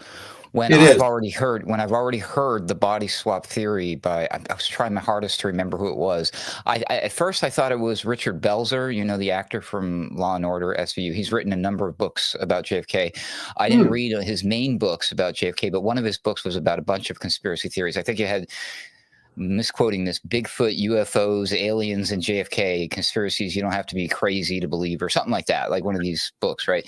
And in the JFK section, and I could have swore it was his book, but it might have been somebody else's. So I was reading a bunch of books about this at the time. But I'd heard this body switch theory, and they even named the person who could have been very well the victim, and he was a dead ringer for JFK, and he was killed that same day. So it was like, but it was like a separate incident, like an outside mugging / murder killing. So I've already been hip to this idea that it wasn't I believe the body switch theory is what I'm telling you, for other reasons. But for them to have done the murdering, so you're saying that they killed this guy in the trunk of the car in the secret compartment and enrolled, like, it seems like too much that could go wrong that people could see. I mean, there were a lot of people out there. There were a lot of cameras that day. They even had the video camera people were out there that day. So I don't see how they would think that they could get away with that kind of a thing, a live switch, when they wouldn't have to, because there's lots of theories that, you know, suggest the switch could have happened at, you know, the airport and there was a time where there was only, like, nobody saw what happened. There could have been a switch then. I do remember also lots of people saying that Jackie famously made the comment that that's not Jack, or when she saw the body. So even she said that's not him. You know what I mean? Right. So I'm not sure I'm 100% on board the fact that they did the switch inside the car. That's very strange. And I don't know what to make of all these fuzzy pictures with the foot hanging out. I mean, when the shit hits the fan, we all act and do and look weird. I mean, you catch all these photos of people like, they got the weird looks on their face. Things like that happen, and these are really old photographs. So I'm very curious. I mean, you're suggesting that you or this gentleman came up with this theory just by looking at the evidence, and you said, oh, you know what, that looks like they're switching a body in the trunk, or did he have some reason to go there?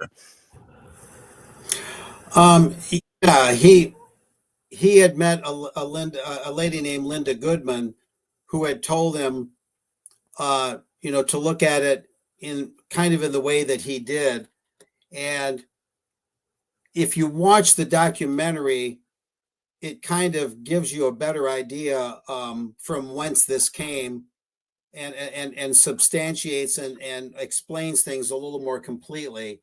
Whenever you explain it verbally off the cuff, it gets a little fragmented. And I'm familiar with what you're talking about. There are these other scenarios where other switches, or a switch could have taken place at other points in time.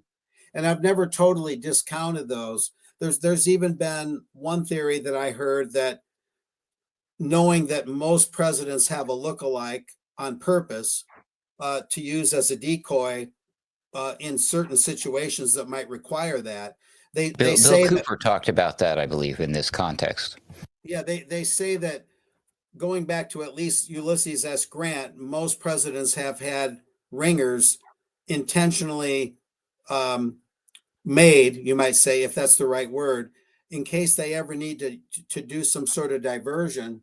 And one of the theories I heard was that the JFK ringer was the guy in the motorcade, that wasn't the real JFK throughout the entire motorcade. There's problems with that one too. I'm just simply saying that's another view that I've heard. But it's a bit of a leap of logic. There's no doubt about it.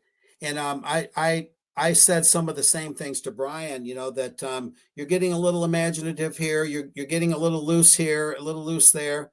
But he had a passion for this thing. And I didn't want to be a censor. I didn't want to be someone that would frustrate his message from getting out or prevent it from getting out. So I tried to keep him honest and just let the story be told in the interest of free speech, basically. And so that's where I came down on it, is that he's the researcher, I'm the reporter. But as a reporter, I'm not necessarily both feet on this thing. But again, it does open up a perspective that's been denied to us, that at least if it's not the answer, it could at least lead us to the answer, And to be fair, considering the time period, this was in the 60s, late 60s actually, people were, the CIA, they were obsessed with gadgets. So I guess I wouldn't put it past the CIA to try something like this, thinking that, oh yeah, this is a fail-proof system, like, because they're into all sorts of weird stuff, like heart attack guns and chains, like weird shit back then, and like all of the inspiration for the spy. Look at James Bond novels and the spy tech, and Q, who was the guy that I almost said Q? Was it Q? I think, or yeah, it was Q, right? Q. That made the. Thank you. I can't believe I just said Q on air on I'm not Boiler Room. thinking of the other Q.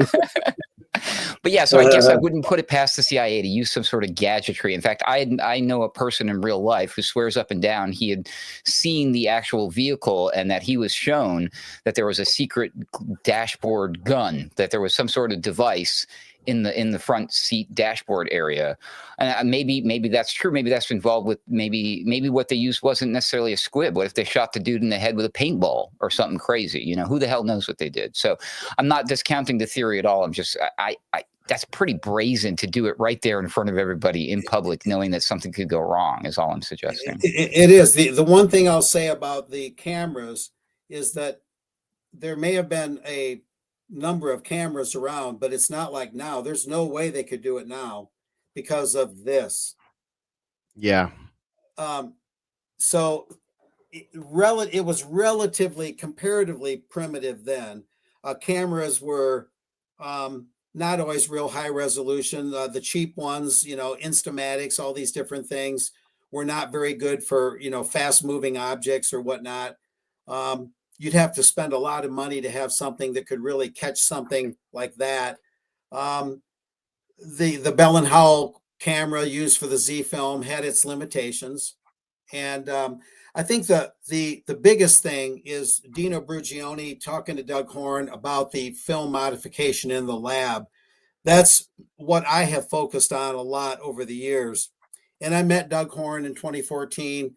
I talked to him at length, and he doesn't know anything about what Brian and I worked on, and that was intentional. I didn't want him to think I was trying to, use him as some sort of way to prove what I'm doing.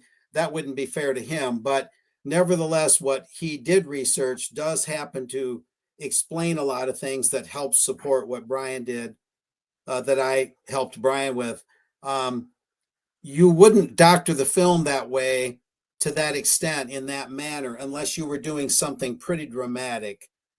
You were pulling off a pretty big deception. And yeah, you're right, though. It's brazen. It's absolutely balls to the wall if this is what they really did. But I wouldn't put it past them. Ian Fleming, who wrote the James Bond novels, was MI5 or MI6, I believe. And, they say that a lot of that came out of reality, although there's obviously some poetic license. But, the quality of a mask that they can put on a person, they could put a mask on me and I would look just like Brian or just like you. Or Joe Biden. Yeah. I'm also curious. Has anyone made the effort in this line of thinking to say examine the evidence of the car itself by like, okay, this is this year model car, and They it's supposed. reupholstered it and put it back into the driver pool, if I recall quickly. Okay, but I mean, but like looking at the video that we do have, you would be able to tell. Some smart engineer should be able to tell. Okay, that car looks like it's a little too low to the ground to be having only the 4 or the 5 people that were in the car. Maybe there's a case to be made. Oh, this looks like there's 2 extra people in this car somewhere because it's of the weight. You know what I mean? There might be some scientific way to pursue that line of thinking. I think you've convinced Ruckus, Mark. He's already investigating here, so we may have. Well, it's not my intent to convince so much as to inform and let people make up their own minds. It's a tough thing. It's so brazen that again you wonder why they would try something so complicated. But then again, to try and get inside the mind of a super spy agency, we mere mortals, quote unquote, would have a tough time doing that. It it's hard to imagine that kind of thinking, that kind of mindset, but I think it does exist. Yeah, especially if you have endless money and really smart people. Awake Jake in our Boiler Room Discord chat says this was also the era of magicians and magic tricks where it was legendary. I could see with some sleight of hand with some trap doors in a trunk. So Well, don't forget the Zapruder film itself, was people now tend to think that like this happened live on television, but it didn't. The Zapruder film wasn't shown publicly until 1975 by Geraldo, and the dude from Saturday Night Live of all places on Good Night America. So it took a long time for people to even know about the film, and the film itself has always been kind of sketchy to me because like you said, it looks this one guy's filming the thing, the guy with the random black umbrella, the guy, the badge guy. There's a whole bunch of things around the thing that are definitely totally weird. But it's also important, like with the context, that all the assassinations that took place afterwards and the ones right before it, like the premiere of South Vietnam, the DM guy, right? He had just been assassinated. Kennedy had just found out about that. The Vietnam War was like on the precipice. The thing went into full effect right afterwards with LBJ. And then de Gaulle, the attempted assassination of de Gaulle, the multiple things on Castro. Again, that was Gottlieb. He was the Q character who came up with all the stuff. Lumumba, RFK, MLK, Malcolm X, like this series of all of these destabilizing things. One more thing. Speaking of MLK, there's a weird thing in a document I came across about James Earl Ray, who I've always assumed, I guess, I thought the take on him that's sort of, the media take on him was that he was a lone nut, dumbass redneck guy who hated MLK and took a shot at him. And that's it. That's the end of the story. That's the kind of the way that they sort of portray it. But there are all these cables about, James Earl Ray was his military experience. Here's what he was doing on this date. He was in Brussels right beforehand. He's caught in Portugal immediately after the assassination. I didn't know that. I didn't know he was caught in Lisbon after the assassination of MLK. So there's not only the lone nut, BS with Oswald, but there are other people tied in with this thing. Yeah, good point. I mean, I think I know how to make this come full circle, and we'll get there. But I think one of the most important takeaways, regardless of what you think of the concepts presented here tonight, and I do recommend you watch the film. It's a bit of an older film now, but it's up there on IMDb. We'll put a link to it on tonight's show page. But for me, the biggest part of the takeaway is something wasn't right, and the U.S. government and its intel services were keenly involved in it. Whatever this was, we'll just call it an assassination. Stick with the main narrative. This was used to show you basically, in effect, what we were going to get for every fake narrative moving forward. These tactics were used over and over and over again. They're still being used on us right now. And the only reason we're having this conversation is because the government, the intel agencies in particular, which seem to be in charge of most of the media, at least the narratives out there, they have no problem lying to you. They have no problem deleting a U.S. president in one way, shape, or form or another. They have no problem doing regime change elsewhere. They have no problem creating culture wars here in our own country. They have no problem uh, causing huge events and making them so big in the media and so emotional in the media that they will get your support to wage endless wars and bring those tactics home and use them against us.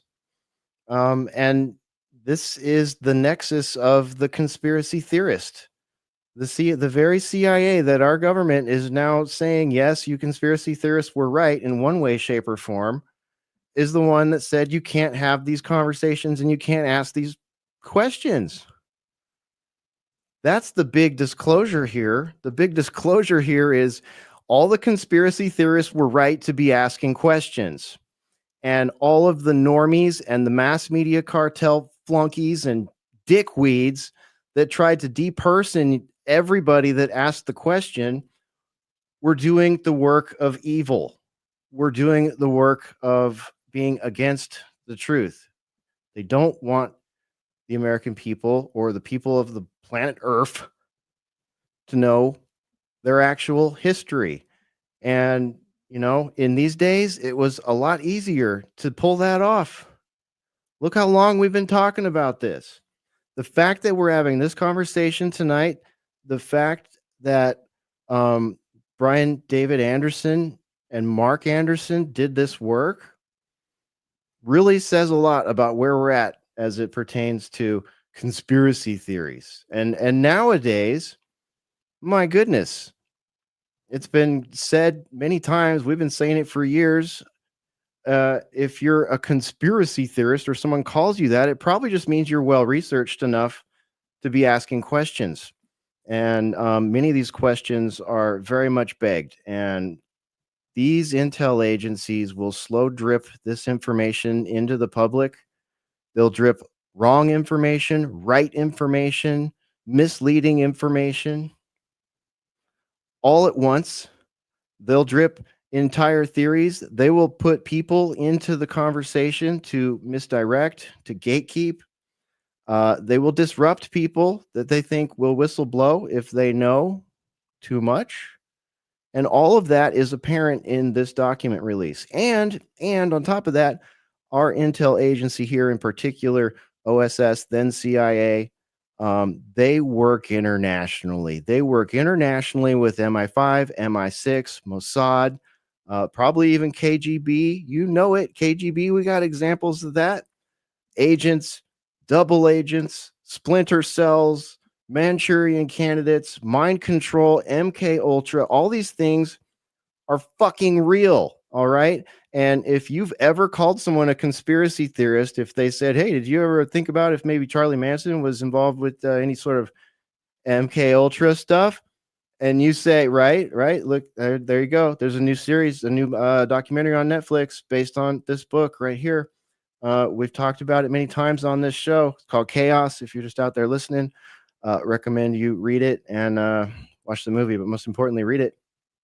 But that's where this whole thing comes full circle. It's like we are sitting here we are at the bottom of the rabbit hole when we're talking about trap doors and all that. And that's why I love Mark Anderson and, rest in peace, Brian David Anderson also. I think it's fantastic work. And, obviously there's some, holes to be filled like any other JFK conspiracy theory or any other conspiracy theory where the original narrative comes out of the Central Intelligence Agency. We should not be doing this in 2025. We should not have a society where a cabal of psychos is creating narratives for us and changing the actual history and sending us home with the bill and the disability to function in normal society if we ask questions about these things.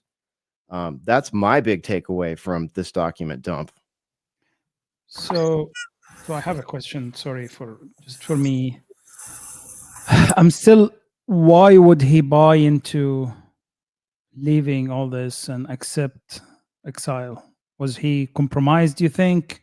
Did he have something on him, and they give him ultimatum, giving all what we heard about maybe some of his affairs or other things? Like,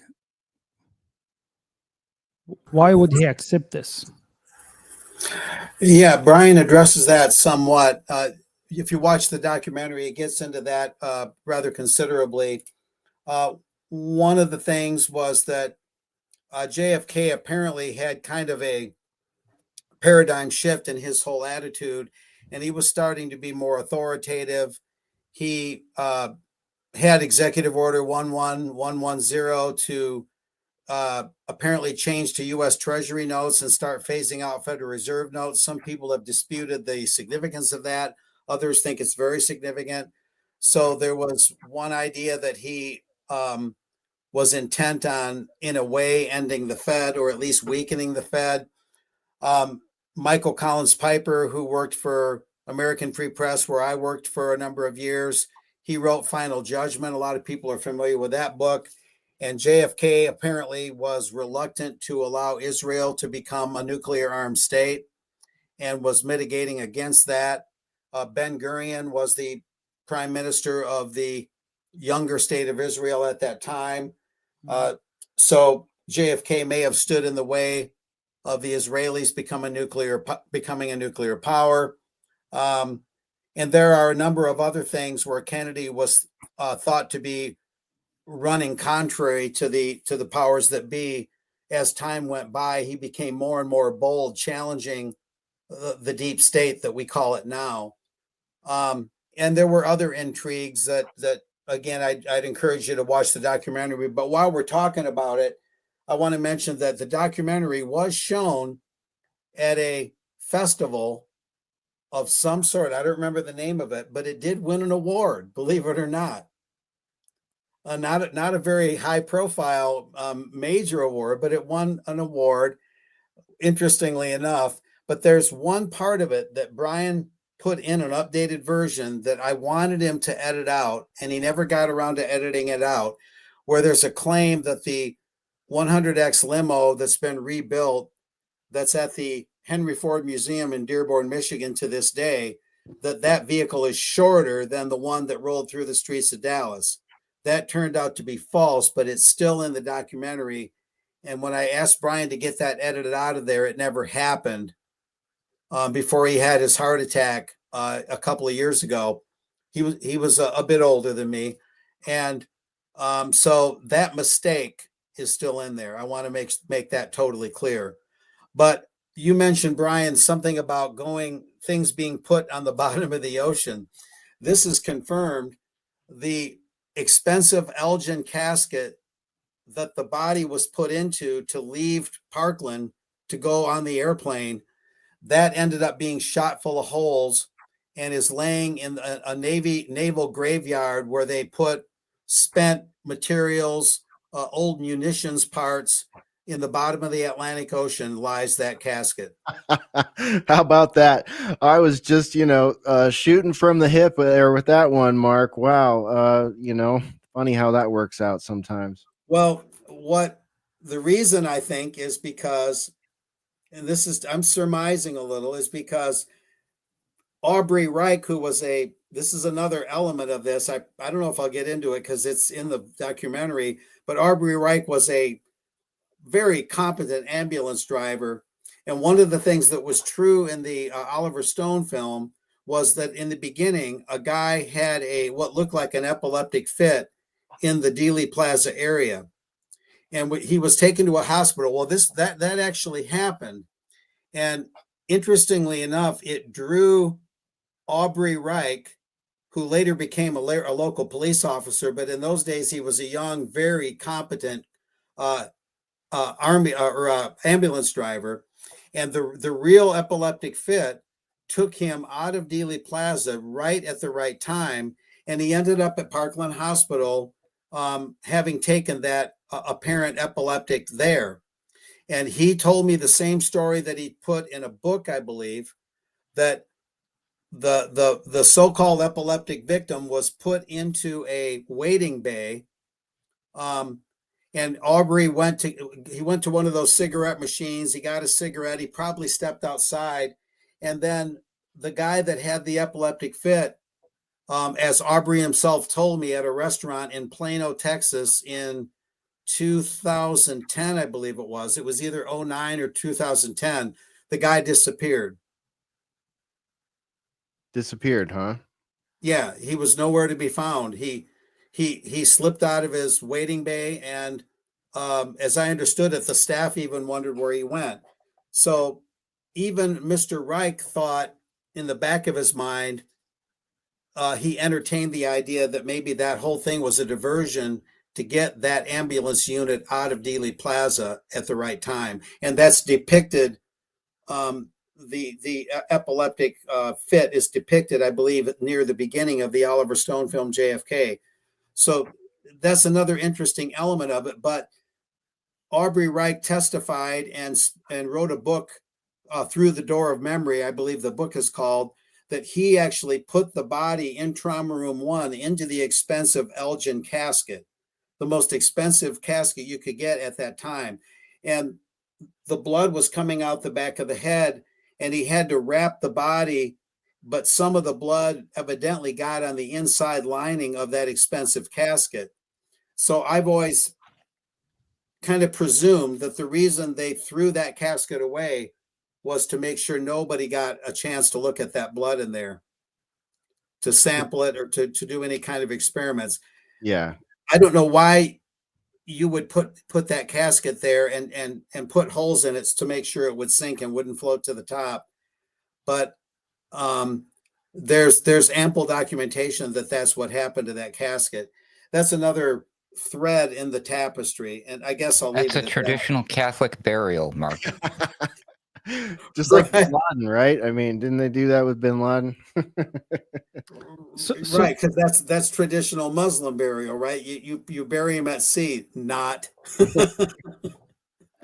So Mark, like what you told me, that is more. Those were reasons for them to get rid of him, but were not necessarily reasons for him to accept being swapped. I'm still like, what will actually get him to accept that? Well, I think one of the things Brian said was, we can do away with you the hard way, as in death, or we can arrange a exile, and you'll live out your normal life, and you'll have all the luxuries you want, and you'll be the martyr, the hero. And there were, and admittedly, they were, Enquirer and tabloid sensational stories. Kennedy was spotted on a yacht in the Greek Isles or whatever, in the Mediterranean. These came out over the years. And a lot of people made fun of the tabloids, and rightly so. But the one thing about the tabloids, for all their faults, and there were many, was that they were ballsier. They were more no holds barred, and a broken clock is right twice a day, and you never know, they might have hit on something there. Aristotle Onassis owned an entire island called Scorpius. That's right. Later husband of Jackie. Yeah, and she may have had an affair with him even prior to Jack's death. It's possible, but he owned an entire island. Brian thought that JFK was exiled somewhere else. And then Mary Pinchot figures into some of this. And I have to turn in because I got to do UK column early in the morning. But Mary Pinchot figures into it, and we'll make sure Brian gets the right link to show the video. It's a different kind of documentary. It's not your conventional. It's a little bit lower budget, but it's well narrated and it's pretty well reasoned out. People can make of it what they will, but at least it opens some new doors. It encourages new kinds of thinking, because the thinking we've been given is the establishment thinking. It's either door number 1 or door number 2. Don't talk about anything else. It was either the mob or whatever, but it was an assassination, whoever may have shot him, just believe it was an assassination. And then that's all you need to know. And so this is how you break through the lies. You have to come up with an angle, a aperture, a portal through which to see things in a new light. And then others might build on what I'm talking about, or they might find a slightly divergent path that will lead to even brighter insights. So hopefully at least it will be a catalyst to further insights. Whether it's the final word or not is a very difficult thing to say. Well, Mark, the good thing here is that the onus is now on the government to prove to us anything and everything. Right. It's on them now. They can no longer say, "Oh, you're a nasty conspiracy theorist." Are you kidding me, government and mainstream media? Did you see all these recent drops? And there's a lot of people that have similar theories about Epstein, and his whole thing, suicide. Well, there were images appeared. I don't know how true are they, like those images of him from a drone. Just chilling. Yeah, just chilling. I've seen those too, man. Those rumors shall persist. Mark, before you go, I have to recommend Hitler a movie. too, by the way. Yeah, I have to recommend a movie to you, Mark. It's called Bubba Hotep. Have you ever seen this? No. All right, I'll tell you this. It's dark. It's very dark, but at the same time, I think you'll find it interesting because the plot line is that the two main characters are Elvis and JFK, and and it takes place in a rest home. All right, so one of the main characters is this black dude, and he's stuck in this rest home, and he's trying to tell everyone that he's JFK and that they didn't assassinate him, but they turned him black. So no one believes that he's JFK. And the other guy there is Elvis, but nobody really believes him that he's Elvis either. And they basically have to fight a sort of gypsy demon sort of A mummy, thing right? in the rest home that's trying to suck the souls out of the soon to be deceased. It's got a lot of comedy in it, and it's also That's a horror movie or a comedy movie? It's both. It's a little bit of both, man. It's Bruce Campbell. Yeah, Yeah, it's worth watching. Yeah, it's a good movie. I'll mention in a departing comment that although this isn't really part of mine and Brian's work much, if at all, I've always thought that the Oswald thing, and the documentation is showing this, that whole trail was created so they could have their patsy. In other words, let's talk about a guy that goes to Russia and defects, comes back to America. Let's give him a name, Lee Harvey Oswald. That human being they call Lee Harvey Oswald, is that really who that is, right? Just ask the natural question. That's the name they gave to this persona. And they said, here's his brother, Robert. Here's his mom, Marguerite. Are these really a family, right? Or is this a family kind of created out of thin air? I'm just asking open-ended questions. But one thing seems clear, that they were monitoring Oswald years before November 22nd of 63. And would that not be for the very purpose of creating the perfect patsy and creating the kind of paper trail and set of circumstances? Then once the shooting takes place, then they could say, here's our Warren Commission. Never mind Allen Dulles. Never mind McCloy. What are they doing there? Well, never mind. Here's our guy. He's prefab. He's already designed to be nailed as the patsy. And did they not create this whole mystique and the Oswald family, maybe even, but at least Oswald himself, if that was his real name? Did they not just create that whole scenario for this purpose? Yeah. So then when the CIA says, well, people go, well, was the CIA involved? And obviously they were involved to some extent, as the documents show, but you can almost say with total certainty that today, right now, the CIA knows exactly what happened on that day, and they're just never going to tell you, because the deep state will never indict or out itself. Yep. So whether they were intimately involved with the whole thing, they were involved with the early machinations, developing Oswald, and then you have to believe really that they know now today exactly what happened, and they've known a long time. But a spy agency simply cannot out itself by its very nature. So I believe those are truisms at this point. Yeah. Yeah. I noticed from what I looked at that, and this kind of jives with what you said too, based the major like smattering as you go through it is a lot of exactly that. A lot of like KGB, the narrative slash the narrative for the motive for Oswald is basically one of retribution for the Bay of Pigs incident and sort of like a communist, versus America sort of ideology thing. Um, Yeah.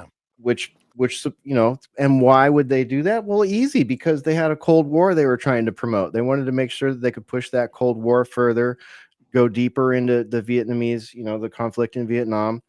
So to me, like, I'm glad this is a giant dump, but at the same time, they're dumping all the original narrative propaganda in there. It's full of the Warren Commission. It's full of, all this like, Cold War propaganda. And then, you got to really search for those like 12 mentions of Israel and Mossad and all that stuff, Yeah, you know. Angleton. And Yeah. while I'm on that, I'll add that list that Mark was saying there. JFK was also opposed to the American Zionist Council. That's what AIPAC was called before it was AIPAC, was the American Zionist Council. His Department of Justice told them that they had to be a foreign agent registered under the Foreign Agents Registration Act, under the FARA Act. And you could see why that might not be liked. Remember his other famous statement, his other famous speech, where he said that the idea of secrecy is anathema to America. He wanted to bring everything to light. And just with Oswald, I mean, a U.S. Marine who defects to the Soviet Union and then defects back into the United States and then is a pro Castro guy, but then is in New Orleans and is in the same buildings as the mob, is very weird, and how it ties in with the mob and Santo Traficante and all of his activities. Remember that Oswald, the entire thing was supposed to take place a week before that in Chicago, just like in the movie The Package with Gene Hackman. It's like a replay of the exact thing that was going to happen. And that Oswald, and remember David Ferry. Remember that guy in the Oliver Stone JFK movie? You've got the Tommy Lee Jones character, Clay Birch and Clay Shaw, and then Joe Pesci's David Ferry character. Hey, Baze, sorry to interrupt, man. Hold that thought.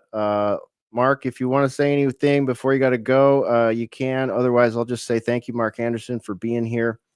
There he is. And people can find you on UK Column on Fridays, Friday morning. Catch Mark Anderson on UK Column. Go to ukcolumn.org for the calendar, the schedule, archives, and all that. Mark, it's been a pleasure tonight. Thank you. You're muted there, man. Always kind of a feeling of trepidation when I get into this subject. It's a difficult thing to describe, but I think we all need. I think we're at a point in time where we need to open some new doors. I think we've all had enough of the stonewalling and the lies and all the deception and misdirection. We've gotten to the point where it's going to ruin our country unless we get bold and step forward bravely. And that's what we're going to have to do. Otherwise, the lies that this country is inundated with will be its demise, and we can't let that happen. And so maybe if JFK couldn't scatter the CIA to the wind, maybe we'll be the beginning of that in our own humble way. So there you go. All right. Thanks, Mark. Thanks so much. Appreciate your bravery tonight, sharing this story with us. I'm sure the comment section will be lit. And that's up to you out there. Get in there and comment, like, subscribe, all that stuff. Mark, we'll see you next time. Thanks, buddy. Yep. Be well, guys. All right. That's the Truth Hound right there. thetruthhound.com, ukcolumn.org. And somewhere else I'm forgetting right now. Why am I blanking on that? Anyways, you'll know where to find Mark. Republic Broadcasting Network. Thank you, Ruckus. Republic Broadcasting Network with Stop the Presses with Mark Anderson on Wednesdays. There. That was all I needed. Yeah. Are we gonna do icebreaker? I don't have one in mind. Do you have one in mind? No, I was just wondering if we're gonna do engagement. We're so deep in it. Actually, let me share this screen over here. Yeah, we're not gonna do any icebreakers. They're all like culture war stuff right now. We're having a hard time finding some that are not like rehashes at this point. This book right here was recommended by Fleety in Discord. Thank you, Fleety. John F. Kennedy and the Politics of Arms Sales to Israel, by Abraham Ben Zivi. Ben Ziv? I don't know. I didn't have the heart to ask Mark, but I'll ask you guys. I'm curious what Baze thinks, because there is still the elephant in the room involving the JFK assassination, and that is the secret societies, the sacrificed king, the 33rd parallel, all the esoteric things that like Bill Cooper used to talk about. Are we to just give up on all of that? There's no there? I don't know. I don't know. I mean, I think that everything, it's like with looking at the Big 9 event, you know, no matter what, you've got two towers. And the number 11, as Jamie always talks about, the most occult number. I think that, yeah, that's obviously seems to be built into it. If not simply for like I don't know what else to call it. It's like mass terror, destabilization, regicide. It seems to be no accident, like the whole Camelot aspect of the thing. But again, it's like people forget that at the time, I think that the consensus is that like at the time, the majority of Americans were not pro Kennedy in many ways. He was the first Catholic president. He was like he won because of the mob, and now they got him, you know, pushed through in Chicago. That seems to have been one of the things that they were pissed about, because then they raided him and declared war on the mob. The Izzy aspects of it, the war on steel, the trying to get us out of Vietnam. There's so many things involved with it. And I think at the end of the day, I mean, I still believe, after looking through the documents, that like there's nothing to say that it wasn't what I've thought it was, which was the intelligence agency sets it up, the mob and the patsy set up a triangulated shot, and they get rid of the guy, and then they go straight into Vietnam. And LBJ benefited hugely, and he had a hitman working for him. I don't know. What do you think? I dropped a theory in one of the live chats while Mark was just, talking, but what if it's all of the things? What if JFK, because he was a smart dude and he knew he was pissing off a lot of people. What if he had real valuable intel that suggested, oh my God, they're going to fucking kill me. And this was his only out. Maybe he made the decision to fake his own death. And I don't know. There's always that theory, I guess. Yeah, I mean, all speculation is valid when it comes to that question, right? Like the question Mystical Pharaoh was asking earlier, like, why would he agree to this?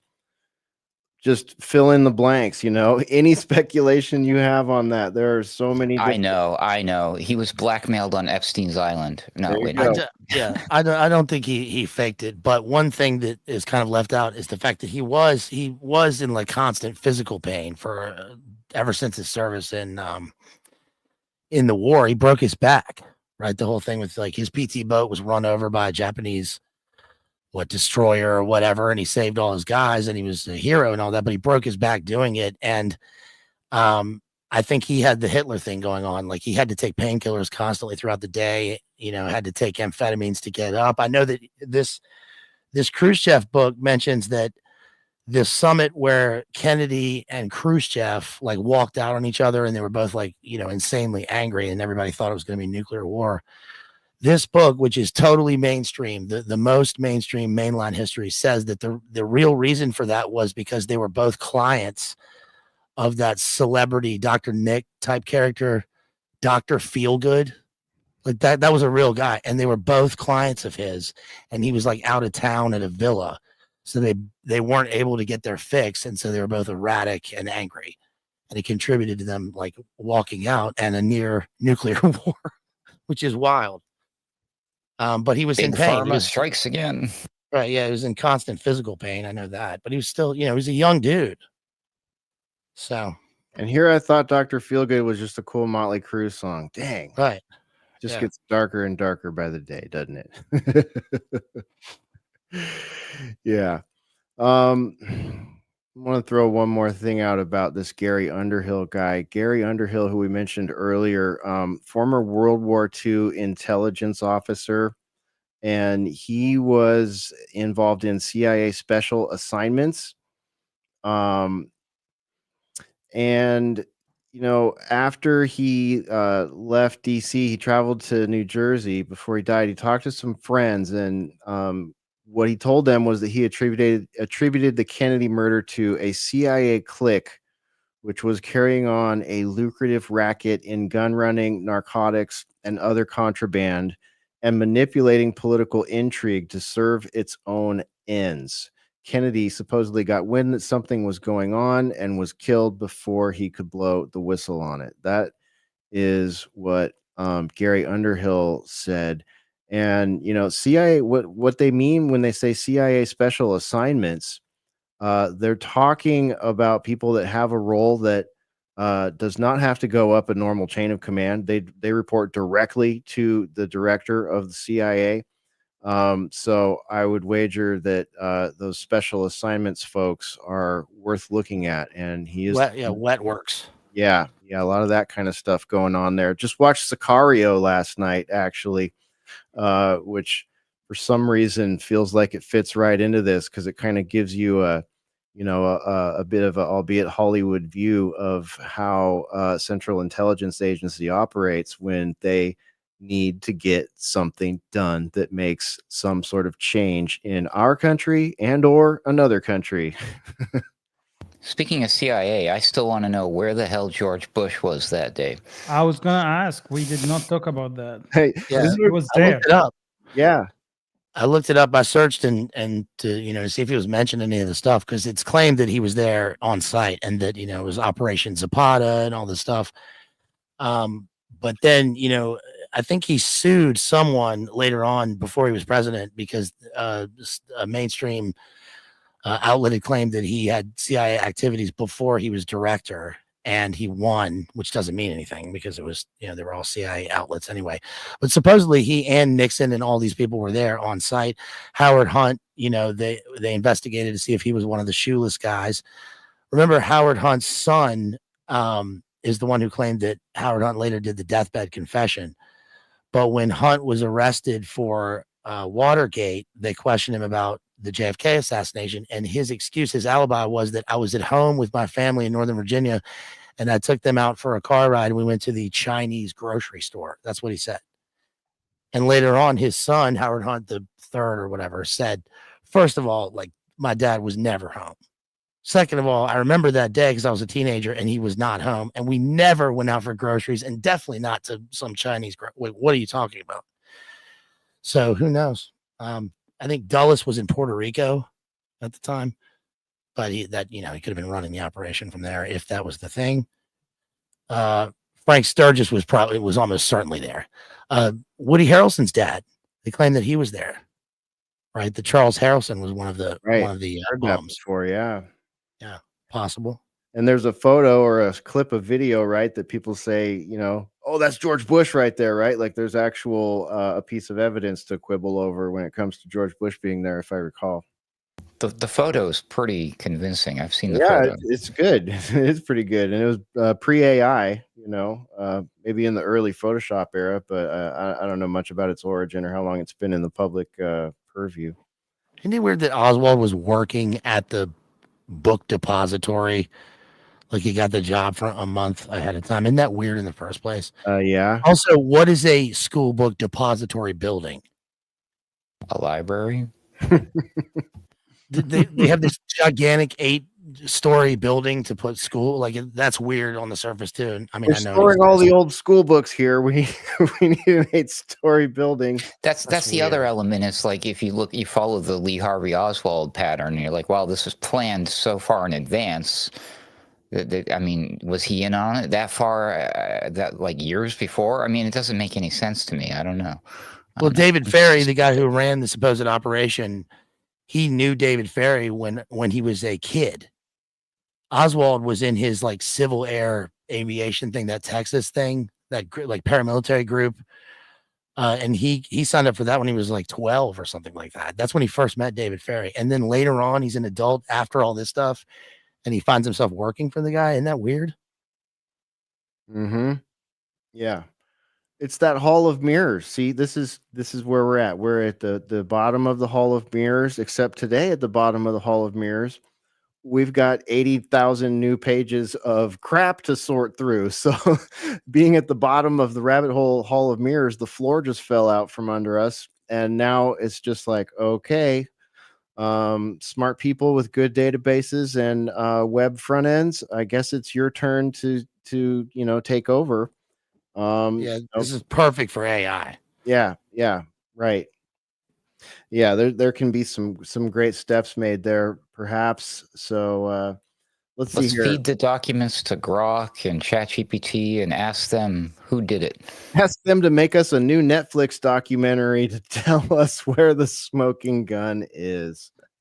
You remember at the end of the Nick Cage movie, at the end of The Rock, right? When the conclusion of the movie is like Sean Connery, who was MI6 in the movie, or he was SAS, tells him some secret, and then he's like gets married and he goes to some church in like Kansas and he runs out, and what does he have in his hands? The JFK docs. Yeah. Right.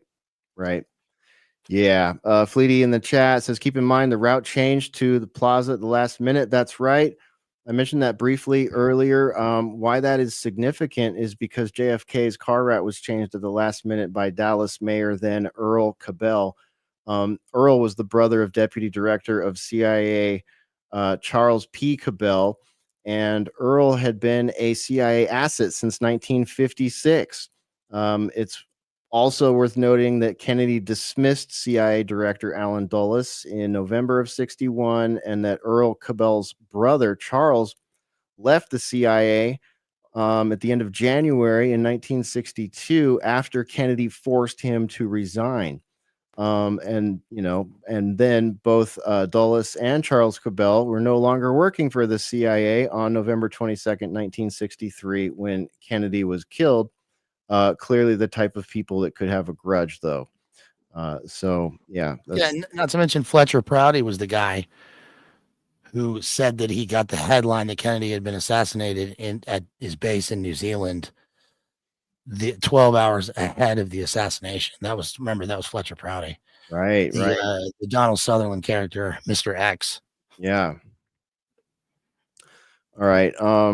Another thing I had that I talked about earlier today is the ICA, the International Cooperation Administration. This organization was disbanded after the Bay of Pigs in 61. JFK, under JFK, of course, the U.S. tried to invade Cuba during the Cold War there, using a humanitarian and foreign aid as a front. Does this sound familiar? So, as I said earlier, Kennedy denied air support to that, kind of doomed the operation. And that's where that rift formed between Kennedy and the intel agencies. And that's when he talked about scattering the CIA to the wind. But 5 months later, JFK shut down the ICA in an attempt to stop unaccountable covert operations. And guess what he did? He started a new agency, ostensibly with the intent for this agency to be more accountable to the State Department. And this agency was named USAID.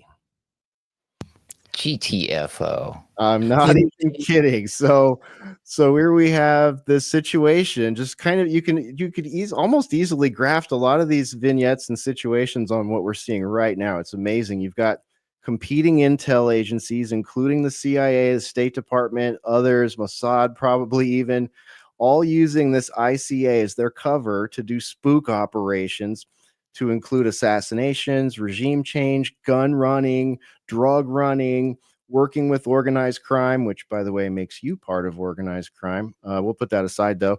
Arming and fomenting rebel groups. It's like this twisted Venn diagram of corrupt, violent ideologues having intel turf wars internally and internationally. And USAID was created to sort of be the answer to this, right? That's something that JFK was trying to do when he created USAID. But that didn't work out very well, did it? Well, the entire Cuban operation was against his wishes. He expressly said that he didn't want any of it to happen. It wasn't just that he pulled the air support out. They did the whole thing despite him. So that's why I was pissed when they asked him for air support. He was like, "No, I specifically ordered you not to do the thing." That's why Dulles was mad, and that's why I ended up firing Dulles. Not to mention that yeah, it's contradictory because Kennedy also was the guy who was around when they founded the Navy SEALs officially, and when they what is it, SEER school? What's the special operations school? That was approved by him. He founded that. Um, but he was against the assassinations in Vietnam. He did not like the thing that happened with Lumumba.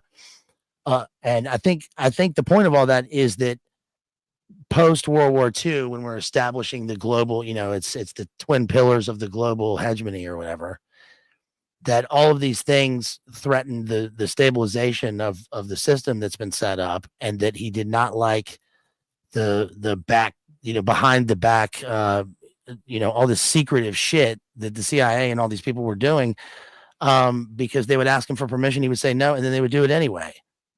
So of course he would be pissed. But their thing, like you were mentioning earlier, is like that scene in the movie Nixon, the Oliver Stone movie Nixon, where he does a surprise visit to Richard Helms at Langley. And Helms in that scene, I think this is true, Helms like admonished him for not calling ahead. And he was like, "Look, you're the president and you're here for 4 years, but we never leave. We're always going to be here." And Nixon was like, "Oh, cocksucker." It's a good Nixon. Right. All right, let's see here. Some comments from the gallery here. Going back up toward the top here. Jason says, "Mark is fascinating. Great takes." Thank you. Let's see here. Bubscat says, Mark was talking, he references Columbo often.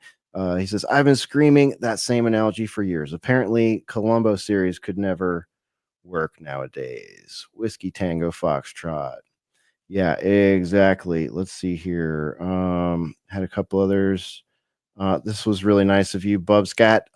You guys are clearly on the very short list of legit contributors to this effort. It's an absolute tragedy there aren't thousands here on the stream.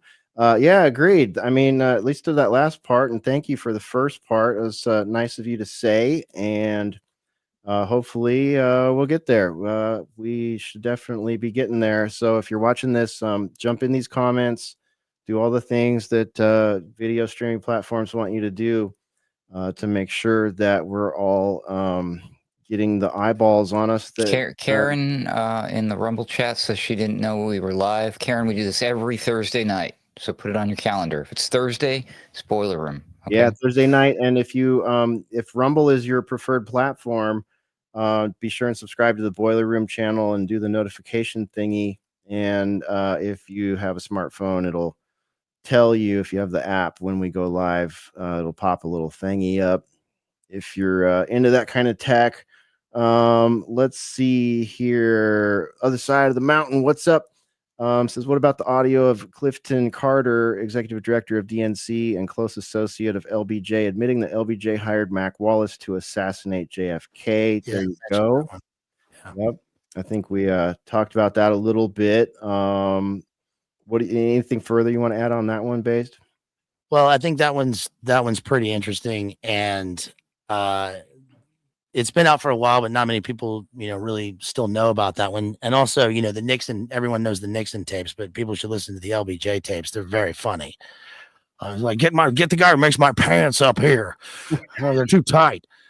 But Mac Wallace is mentioned in the thing, and Malcolm Wallace was apparently, I mean, I guess it's known that he was LBJ's personal hitman. He was an interesting, shady character. Very smart, college class president, war veteran, all this stuff. And then one day walked into a country club where he found his wife cheating with some guy, and he just smoked him, walked out, and got away with it. And then apparently carried out LBJ's dirty deeds. And in that tape, it's it states that this was an LBJ, you know, that he knew about it at the very least. Who knows if it's real or not, if it's authentic or what, but it wouldn't surprise me to find that Mac Wallace was the guy on the grassy knoll, or one of them. And then, of course, he later passed away in a car crash in the middle of the day in the middle of nowhere. How about It happens. that? How about that? Okay.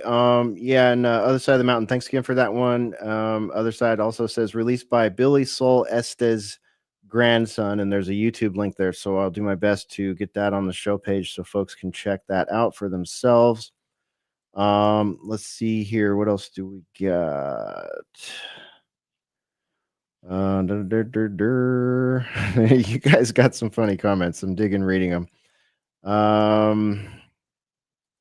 Yeah, this one I saw this one come through from Eileen. You would think that guy would want the blood tested, referring to the doctor that had that. Yeah, you got to wonder why he clammed up when that idea was proposed to him. What else do we got?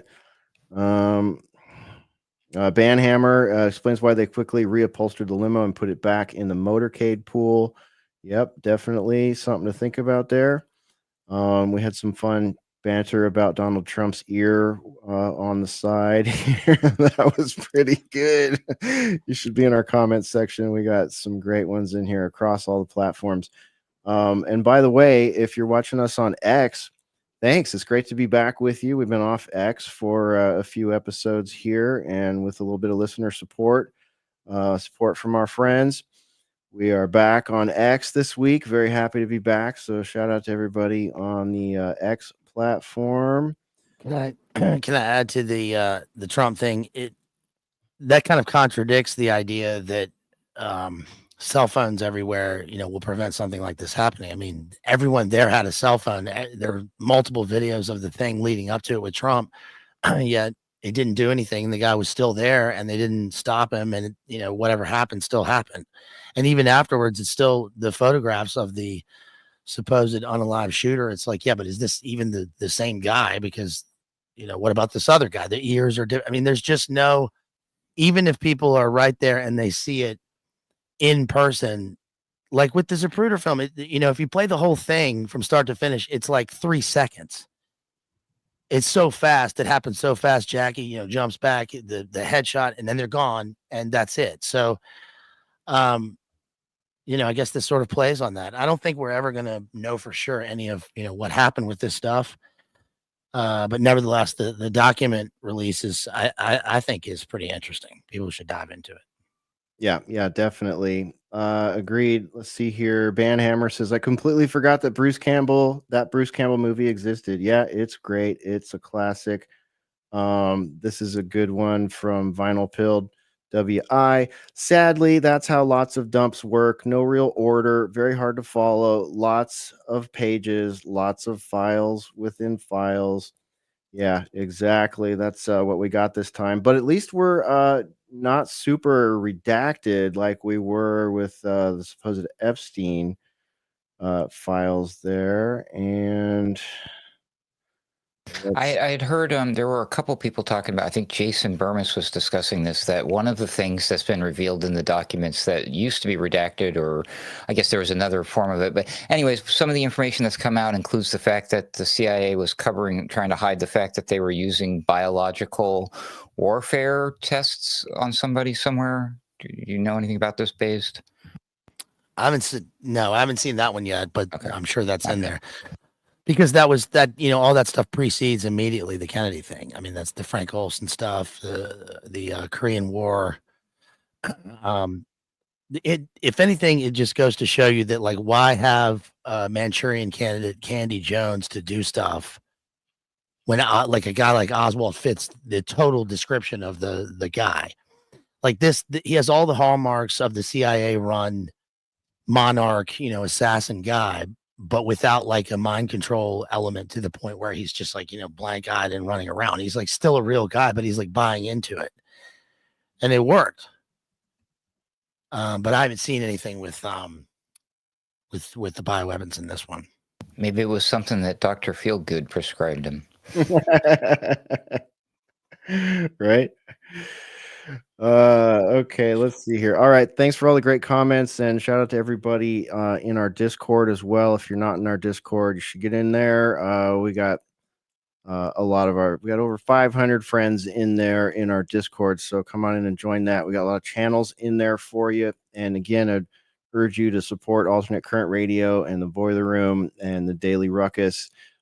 We have all those links on our website. Alternatecurrentradio.com is where you find us, where you'll find the show page with all the reference links and stuff once we're done with the post-production on this sucker. And with that, I think I'm going to go around the room. We've been on for a bit here and go around the room, let you guys get back to your lives here. Mystical Pharaoh, I'll go to you first, man. You got any saved rounds or final thoughts you want to throw into this episode of Boiler Room? No, I mean, I think we covered pretty much. I mean, I enjoyed the different theories and the conversation around this. I think it's a different perspective. I listened to a bunch of spaces and I haven't seen that presented anywhere else. So I hope our listener that tuned in today enjoyed that, and we'll see you guys next week. Hey man, leave it to Mark Anderson in the Boiler Room to bring you a conspiracy theory that has not been widely discussed this week on this topic. So it was great to have you with us, man. I hope to see you next week. Thanks, man. All right, Peace. Mystical Pharaoh is out. Baselit Analyzer, over to you, man. Save rounds, final thoughts. Anything else you want to throw out here tonight? Yeah, I'm walking away from this whole thing just sort of thinking what I did before. There's nothing to change that.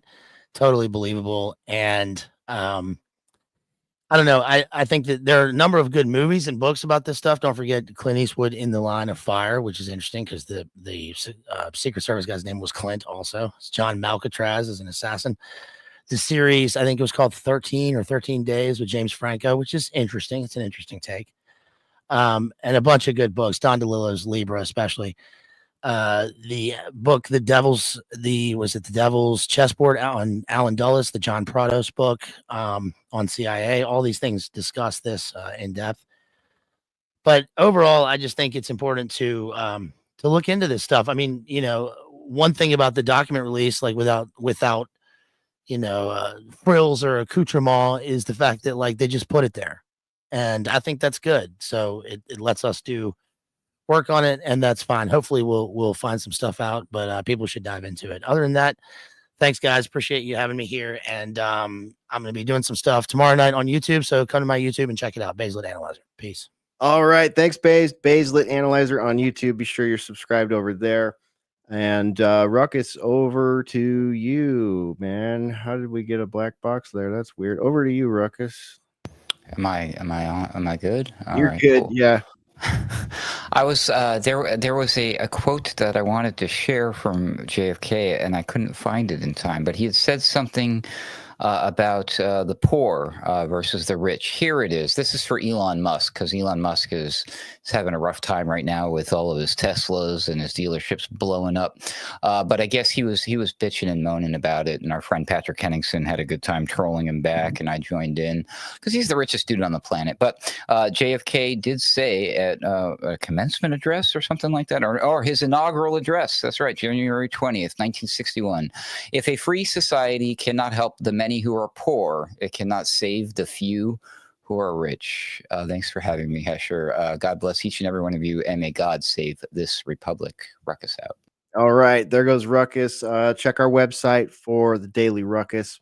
Check our Rumble, Daily Ruckus over there as well. We got a new one coming to you real soon. It's going to be a banger. It is highly produced, and it is an epic multi-part episode of Daily Ruckus. We're all looking forward to it. Yeah, so thanks for being here tonight. And, I guess I'll just close by saying it appears that things are, as many have said, for decades. Our own government was most likely involved in the assassination or an assassination situation of a sitting American president who wanted to end a war, curb the influence of a foreign government on the American government. And what did they do? After they did that, they created a term, conspiracy theorist, and weaponized it. So that the connotation in the term is, if you question the government narrative, aka the Warren Report in this case, you are not right in the head. You are potentially dangerous. You're anti-American. And now maybe you're anti-Semitic too, if you're really looking deep in the rabbit hole. Still, look at how they slow rolled this information out over 6 decades, actually fomenting and allowing and stage managing conspiracy theories, actually promoting alternative narratives, and slow feeding the American public this trash while demonizing anyone who questioned the official narrative. Friends, this is a psyops tactic widely used by our intel communities, open, and spoken. There's books about it. There's tons of information one can dive into. This is a psyops tactic used widely by all the intel communities in regime change operations and setting the stage for wars. And what happened after JFK's assassination? Well, the war in Vietnam escalated. And this PSYOP has been wielded as a blunt weapon against all of us for decades. And they piled on top of it with similar PSYOPs about WMDs leading up to the Iraq War, 9/11, COVID, lab leaks, forced vaccinations, the manipulation of our currency, Waco, Ruby Ridge, Sandy Hook, Columbine, Las Vegas, Boston bombing, San Bernardino, 93 World Trade Center, Oklahoma City, Bin Laden's life and death and affiliations, ISIS, Al Qaeda, Hamas, Sandinistas, Mexican cartels. The official narrative on every single one of those, plus dozens of other incidents I didn't mention, have the same modus operandi. And when one looks deep enough into any of those situations, all you can do is ask more questions and then be labeled a conspiracy theorist. The revelation here is not who killed JFK. The revelation is the CIA and their affiliates are willing and able and have most likely assassinated a president to change policy. That is where we're at. So, conspiracy theorists, we'll see you next time right here in the Boiler Room. Have a great rest of the week. Join us for Sunday Wire. And I will be broadcasting at thepulse.today, Monday through Friday. Let's see here if I can do the maths right in my brain, at 4 p.m. Eastern, 3 p.m. Central, and no, I'm wrong. Let me go the other direction. Noon Pacific time, 2 p.m. Central time, 3 p.m. Eastern time. Check out the Brian McLean Show on Pulse Radio 2. It's up there in the main menu at thepulse.today. And join me in the live chat over there.